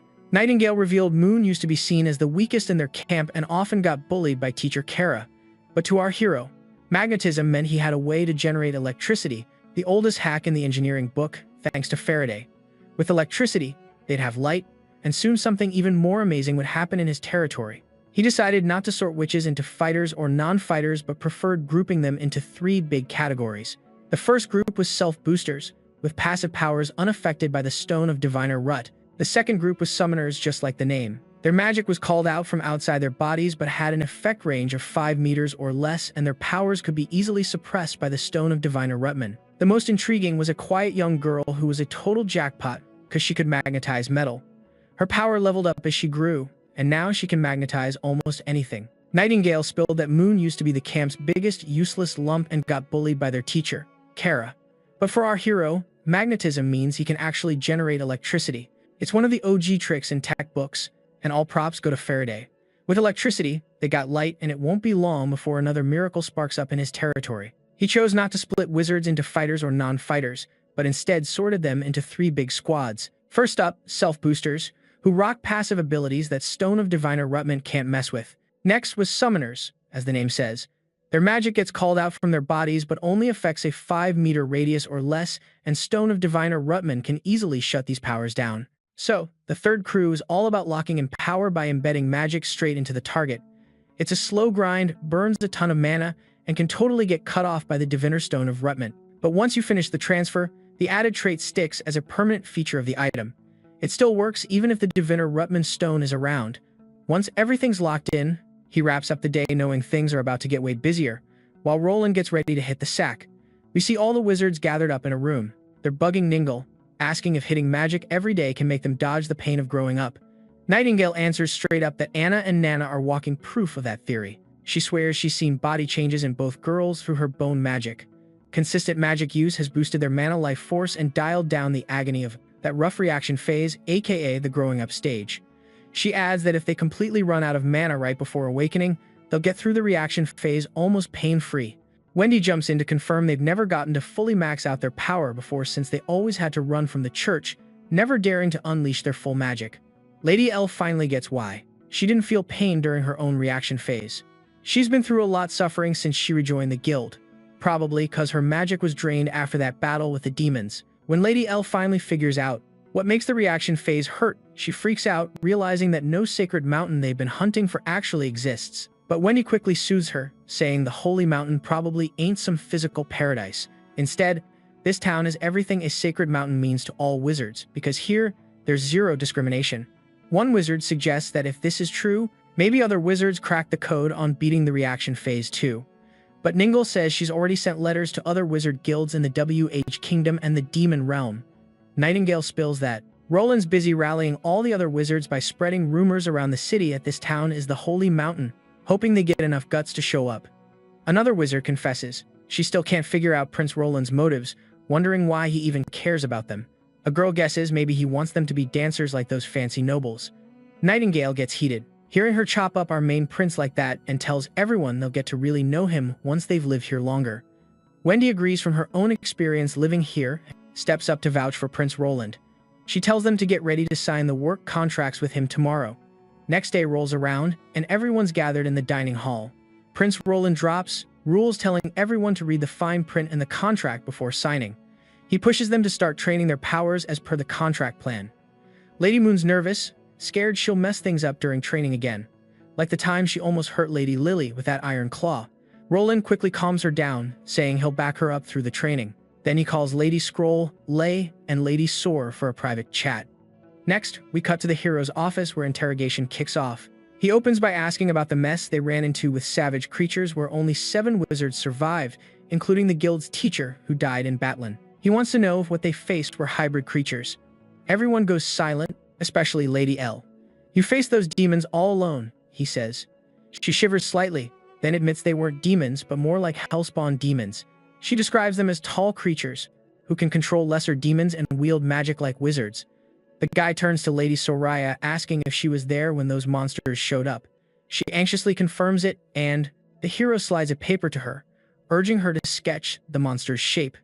For those wondering why Sister L survived but Soraya saw the monsters, here's the scoop.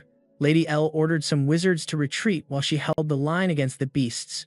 Either way, Lady Soraya summons her special pen, which leaves Roland stunned at her mad skills. She starts drawing, and with a few slick strokes, the image on the paper terrifies both the hero and Nightingale.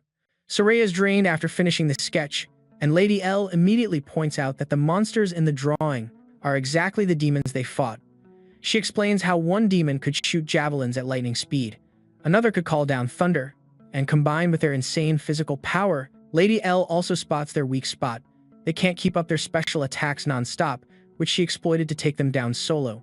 Roland's shocked hearing Lady L face those beasts alone. She then clarifies she found a vulnerability beneath the demon's mask, a super fragile tube. Kara's snake bit through it, severing it and killing the monster, though Kara lost her life doing that. So Lady L used the same tactic to kill another, discovering the tubes contain red gas that evaporates and kills them. Prince Roland quickly gets that this sounds like a respiratory system, but looking at the image, he's not convinced these creatures are aliens. Their skills and weapons don't fit alien descriptions. She then reveals they'd also encountered a floating city in the sky. No matter how close they tried, the city always stayed out of reach. Lady L pointed out that that floating city might just be an illusion. Our hero asked if they could sketch it out, because if it really is a mirage, then those demons could actually be chilling somewhere in Baton Land. The red blood bones stuff on the city is what the demons breathe in. Soria started drawing again. Meanwhile, Prince Roland figured the western plains beyond the mountains were basically uncharted territory, so it wouldn't be wild if some other creatures lived there. Then he turned to Lady Scroll and asked about the ancient script Kara read while hunting for the Holy Mountain. The girl explained Kara never let anyone else read it, but she had snuck peeks before.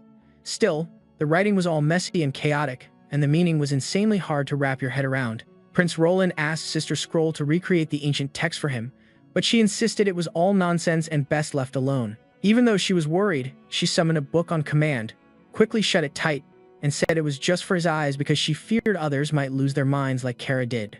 The prince nodded. All right, so then we saw Nightingale snacking. As Roland got lost in the book Sister Scroll made, he asked Nightingale if she was curious to check it out. She just brushed him off, not interested in anything that could mess with her head. Roland argued that reading the words wouldn't drive someone crazy, plus he couldn't even fully get most of it since the language and grammar were so old school. He pointed out there was no mention of the Holy Mountain, only a deep red moon and a massive stone door. He could catch every single word alone, but piecing them together was a nightmare. Suddenly, his eyes snapped wide open when he caught something crucial in the text. The phrase he read basically said regular humans don't stand a chance against these demons. Roland kept reading in the book that the Diviner Stone of Rutment can't hold up against the demons' non-stop attacks. These freaky foes were scary just with brute strength. They smashed the holy city of Tequila to bits. They scattered everywhere, crossing mountains and rivers to escape that gate to hell. The writer then revealed she was dying, her body eaten away by demon powers, untreatable by any medicine. So she wrote a letter asking her friend Nate for help.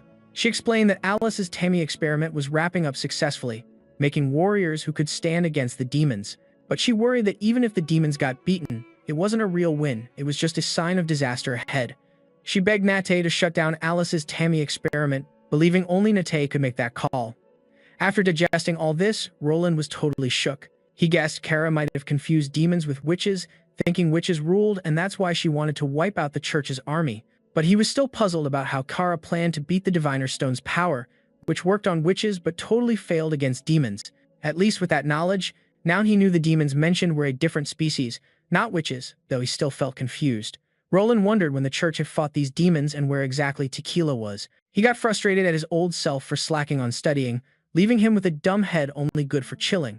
He turned to Nightingale and asked if she knew where Kara found the book that drove her crazy. Nightingale said Kara had the book since joining the guild, but added that according to Wendy, the guild was started by a few witches who randomly met up in a seaside town called CB. Nightingale mentioned Kara, Wendy, and Scroll were the OG members.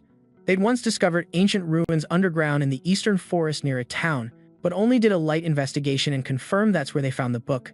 After this discovery, the guild grew, the church learned about them, and the hunt began. Kara ran to the mountains to find the Holy Mountain, and that's basically the guild's whole backstory.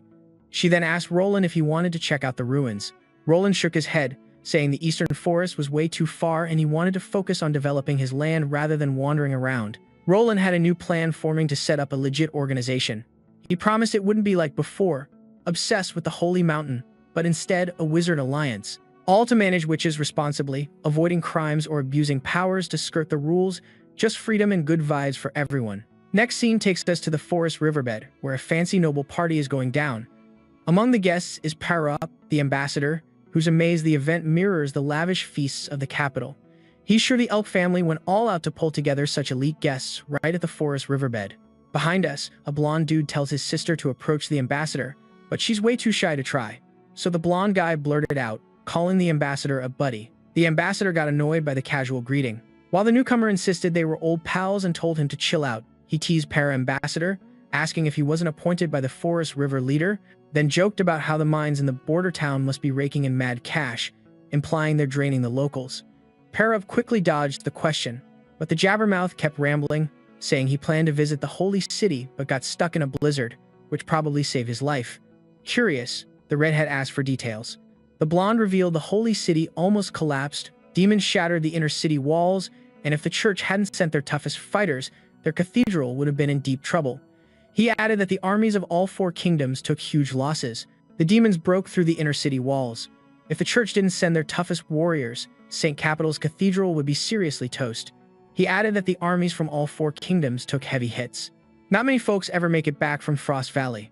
In just 1 month, tons of women turned into widows, and now those widows are super vulnerable. All it takes is 2 silver coins to take advantage of them. If you forgot, we've already seen these tough church warriors throw down in earlier episodes. Hope that's still fresh in your mind. The blonde dude is dead. Sure, this whole mess is some scheme cooked up by the church. That the 4 biggest kingdoms lost their top generals and soldiers battling demons in Hemet. Out of nowhere, some new guy asks if the ambassador noticed the handkerchief in the invite. The ambassador gets annoyed and asks if they're messing around. Blondie calms him and jokes that if he was pranking, he'd have stuffed socks in there, not a handkerchief. Then he mentions the handkerchief was sewn by his sister, who just turned 16 after tonight's party. Seems like the older brother is dead set on playing matchmaker between his sis and this redhead. Despite the big age gap, suddenly someone starts yelling, and all eyes snap to a noble who's throwing mad shade and insults at our hero, calling him all kinds of names. Parav steps up and asks what's going on. A man explains they're talking about the lord of the border town who seized the noble's property. A curly-haired noble walks up to explain directly to the ambassador. He spills that he lives in the border town, but every winter during the demon month, demons retreat into the forest river. However, this year all the nobles got word that Prince Roland trashed their houses to build a wall and didn't offer a dime in compensation. Worse, Prince Roland labeled anyone crossing into the Fortress River as a traitor for abandoning the prince and their land. Heading back into the forest river now means a death sentence for treason. The ambassador quickly figures out that Prince Roland might be trying to cut ties completely with the Fortress River, turning his land into an independent zone. Meanwhile, the noble keeps throwing shade at Prince Roland's decisions, hoping Mr. Medi can get a message to the Fortress River Duke to lend them a hand. Then BY steps up, cool as a cucumber, urging everyone to chill, cause Duckran's already handling it. He brags that the Duke's army is built up and the E-clan's ready to jump in. The border town nobles breathe a sigh of relief, saying if Duckran's in charge, no worries. But the ambassador's not feeling the idea of going after Prince Roland. He pulls Medi aside, reminding him they're dealing with a prince here. Blondie shrugs it off, calling Roland just a prince with a sketchy patch of land and assured that Roland will surrender when push comes to shove. Even with that confidence, Perov's still uneasy about the whole sitch. His buddy keeps stressing that if they roll into the border town with a huge army, farmers and miners will scatter like ants, so the fight would be over before it even starts. But what worries Perov the most is that the fortress Riverside's gonna bear the brunt of this conflict, not Prince Roland. He just can't wrap his head around how Prince Roland plans to use civilians against the Duke's forces, but he's got a bad feeling that somehow Roland's gonna pull off a win. Then Perov heads back to the Honeysuckle clan deep in the Forest River. He greets his dad, who tells him to check over import-export levels and available workers. Looks like they're prepping for the Duke's army come spring. The ambassador's shaken, realizing they're dead serious about attacking the border town. Dad says Duck Ran ordered troops recruited as soon as the snow melts, and all 5 big clans must pitch in knights and soldiers to back that up. Perov asks how many troops they're sending. Dad's a bit surprised by Perov's sudden concern. He breaks down the number of knights and common soldiers altogether, over 100 people. Perov gets fired up hearing this and begs his dad not to get involved in the fight. Bald Dad asks why, and Perov just straight up says he's worried about his dad's safety. Hearing that, the bald man bursts out laughing at Perov's anxiety. He sees the Fortress River like a giant elephant, ready to crush the border town like it's some tiny ant, so he's not sweating it. He reminds Perov that Prince Roland only has a few knights and about 50 guards, but the redhead ambassador keeps arguing. He points out how everyone used to underestimate Roland's mud wall, thinking it'd collapse after one night of rain, but surprise, it stood firm. People also doubted the border town would survive the winter, yet Roland held strong all demon month, earning mad respect. Bald Dad gets even madder hearing that and tells his son to shut up. He angrily points to portraits on the wall, steel-strong ancestors who held their ground on battlefields, saying as their descendant, he won't back down from any fight either. The poor son just takes his dad's yelling, who clearly doesn't get how unpredictable Prince Roland really is. He's pretty sure the Honeysuckle clan's gonna get dragged deep into this political hurricane and swallowed whole by our prince soon enough. Back at Bordertown Castle, our hero reveals he kept his promise and granted land to Nana Tiki Pai's dad, making him a baron. The land sits south across the river, still wild forest for now, but Roland promises it'll be the first spot developed when the border town expands. All percentage earnings made on that land will belong to the Pai family. And shocker, the burly man agrees right away, happy to chill in the wild forest hunting until then. Meanwhile, Roland officially knights Brian, who'll get land grants every time he scores a military win. Our prince finally nails a plan. The Honeysuckle clan was about to get wrapped up in this political mess and would totally get swallowed by our prince. Back at Bordertown Castle, our hero revealed he kept his word and granted a piece of land to Nana Tiki Pai's dad, making him a viscount. The land's over south of the river across from the town, still nothing but thick jungle. Roland promised it'd be the first spot to get developed when the border town starts expanding. Every single % of the business on that land would go to the Pei family. And, out of nowhere, the burly guy immediately gave a thumbs up and decided to chill in the wild forest for hunting until then. Meanwhile, Roland officially knighted Brian, and he'd earn land every time he scored a military win. Our prince finally cracked the code. It's super useful for using his own deserted land. He planned to make the river the boundary, turning the area between the river and the mountain range into a military training zone. Across the river, he intended to build future factories and farms. He also planned to make the most of the forest west of the border town, packed with timber, edible mushrooms, wild animals, and herbs. Just then, someone popped in. Looks like Sister Soraya got summoned by our hero. The prince greeted her warmly, motioned her over, and sat down. He asked about the progress at City Hall. Turns out our hero had assigned her the task of sketching passport-sized portraits of everyone in the border town to put together a full report. Each person got 10 coins just to sit in front of her and pose for their sketch. And Soraya was still curious about everything, diligently drawing all the visitors. But now our hero called her over for a different mission. When Sister Soraya asked what was on his mind, the prince enthusiastically slammed his hand on the table and happily told her to draw a few small things just for fun. Soraya was a bit puzzled by this weird request but agreed anyway. She asked if she should draw from imagination. Roland told her to sketch a soldier holding a heavy crossbow on paper. Soraya grabbed her magic pen and Roland told her to draw the armored soldier and describe the scene around him. Looks like he found the perfect way to use a boss like ChatGPT to help with his drawings. So, she started drawing a bit nervously while the prince watched closely. When she finished, he looked it over and said it was surprisingly lifelike. Then he asked her to draw a small circle at the top center of the card. Soraya followed his instructions as he kept guiding what she should sketch next.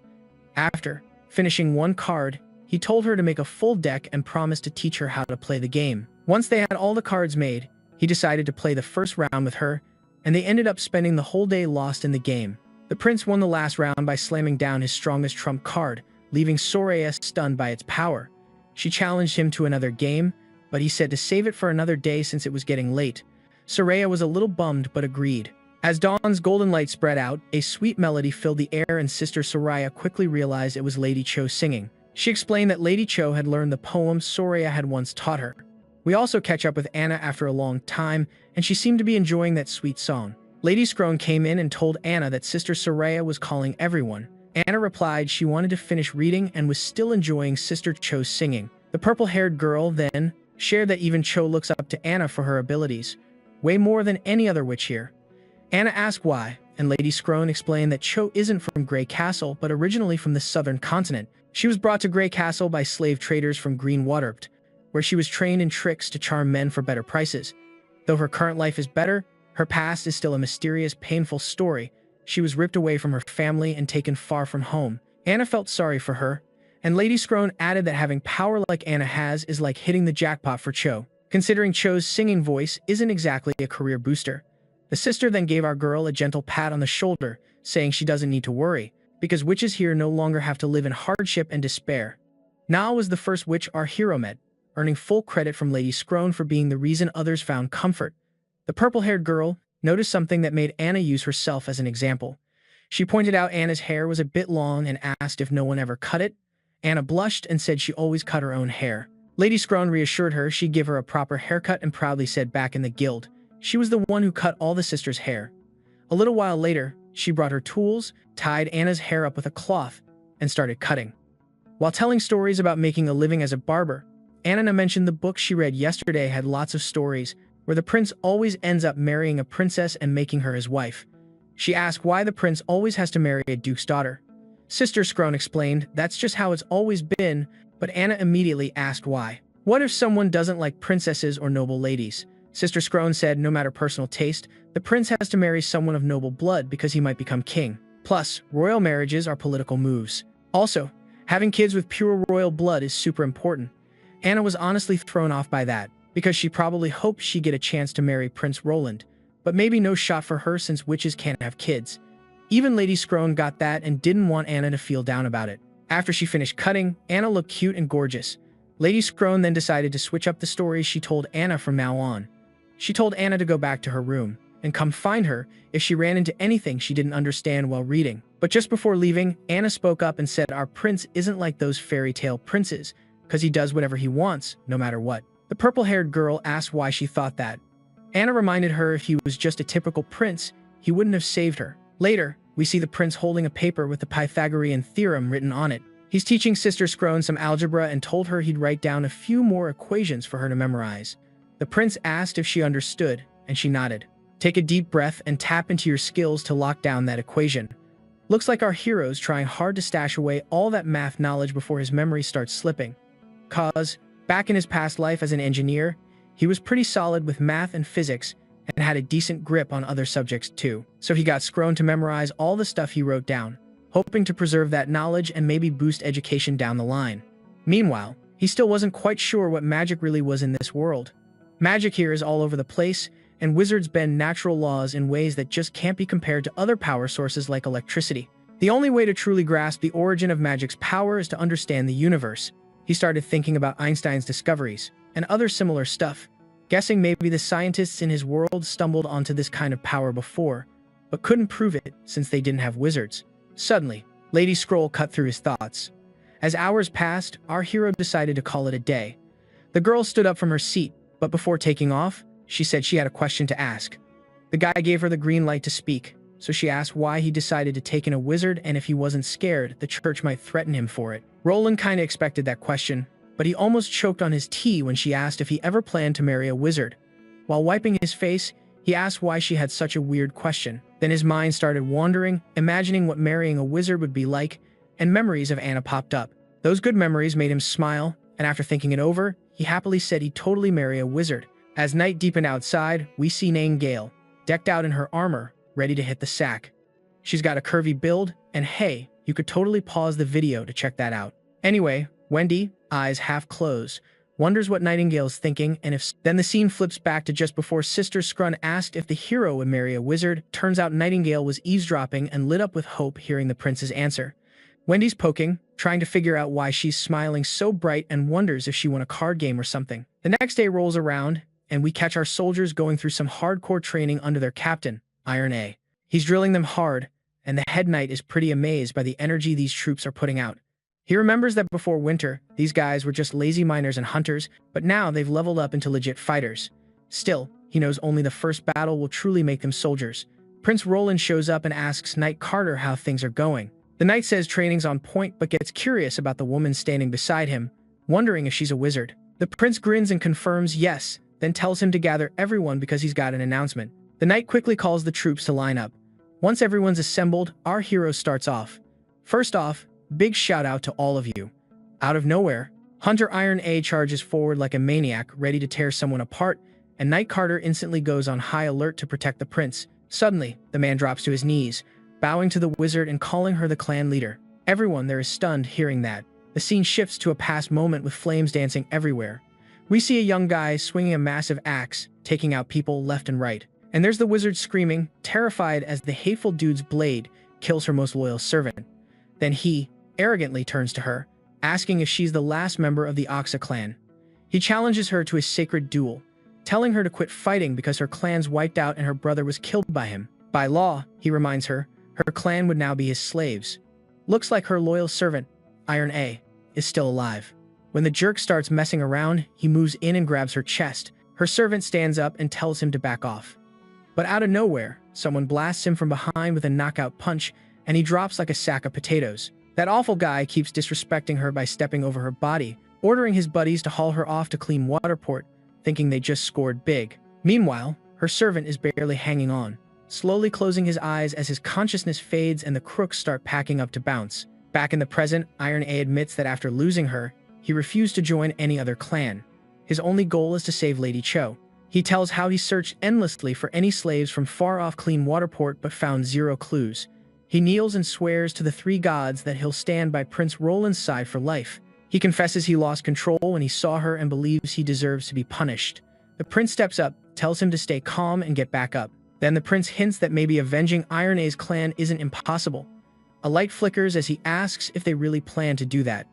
The prince confirms, saying not right now, but definitely in the future.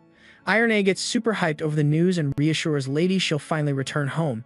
She replies that she's not the clan leader anymore. And now it all makes sense why she admired Anna so much. Anna had powerful magic because she wanted to protect her clan but felt powerless against the invaders. Meanwhile, he admitted he couldn't keep himself in check when he saw her, so he figured he deserved whatever punishment came his way. The prince stepped up, telling him to chill and get back on his feet. Then the prince hinted that maybe helping Iron A get revenge for her people wasn't totally off the table. Lights flared as someone asked if they were seriously going to do that. The prince confirmed it wasn't going to happen now, but definitely down the line. Iron A was hyped hearing this and reassured Lady she'd finally be able to go home. She replied she wasn't the clan chief anymore. And now it made total sense why she looked up to Anna, because Anna had mad magical skills and wanted to protect her tribe, even though she was powerless against the invaders. Meanwhile, our hero's totally caught up in thought, because Iron A just dropped some sick info about Extreme that's seriously lit. Basically, down south, there's this black sticky stuff that seeps from the ground and burns nonstop for days. As he digs deeper in his mind, his face lights up, because he realizes he's found a massive oil deposit not just underground, but like a straight-up oil spring. Just thinking about that oil got him daydreaming, about jet planes and fast cars. He knows if he gets his hands on that oil, he can bring combustion engines into the game. So the prince casually drops that once he's king, he'll hook up resources to take over Extreme for the O'Brien clan. Iron A is so hyped, nearly jumping for joy. He thanks our hero and swears he's down to follow him. But then the prince gets serious and reminds Iron A that his actions today broke First Army's rules, so he's sentenced to a 2-day timeout. Our army captain takes the punishment like a boss, stays chill, and agrees. Next, we find ourselves deep in the forest. One soldier asks his buddy what's going on with Iron A. The friend corrects him, saying they gotta call him captain now cause the prince wants everyone to use proper ranks, then breaks down Iron A's situation. They're all hoping our hero won't be too hard on him. While the soldier is mulling over that, the prince strolls up with his crew. Tyr immediately orders everyone to stand at attention, While the soldiers whisper about Iron A's absence, the prince steps up and announces that training just got cut short. Once he said his piece, they gotta carry on with practice. He reveals the woman beside him is Witch Cho, Iron A's long-lost relative. He explains how their captain got 2 days locked up because of his reckless moves. He makes it clear that everyone here is top-tier First Army, and a soldier's golden rule is to follow orders. To drive the point home, the prince asks if they get it, and the soldiers reply loud and clear, then pull their hoods back to show their faces. Meanwhile, the prince keeps going, saying she can mimic all sorts of sounds, including instruments and marching tunes. He warns that her commands lead their moves to keep the squad tight. The soldiers look pretty confused about this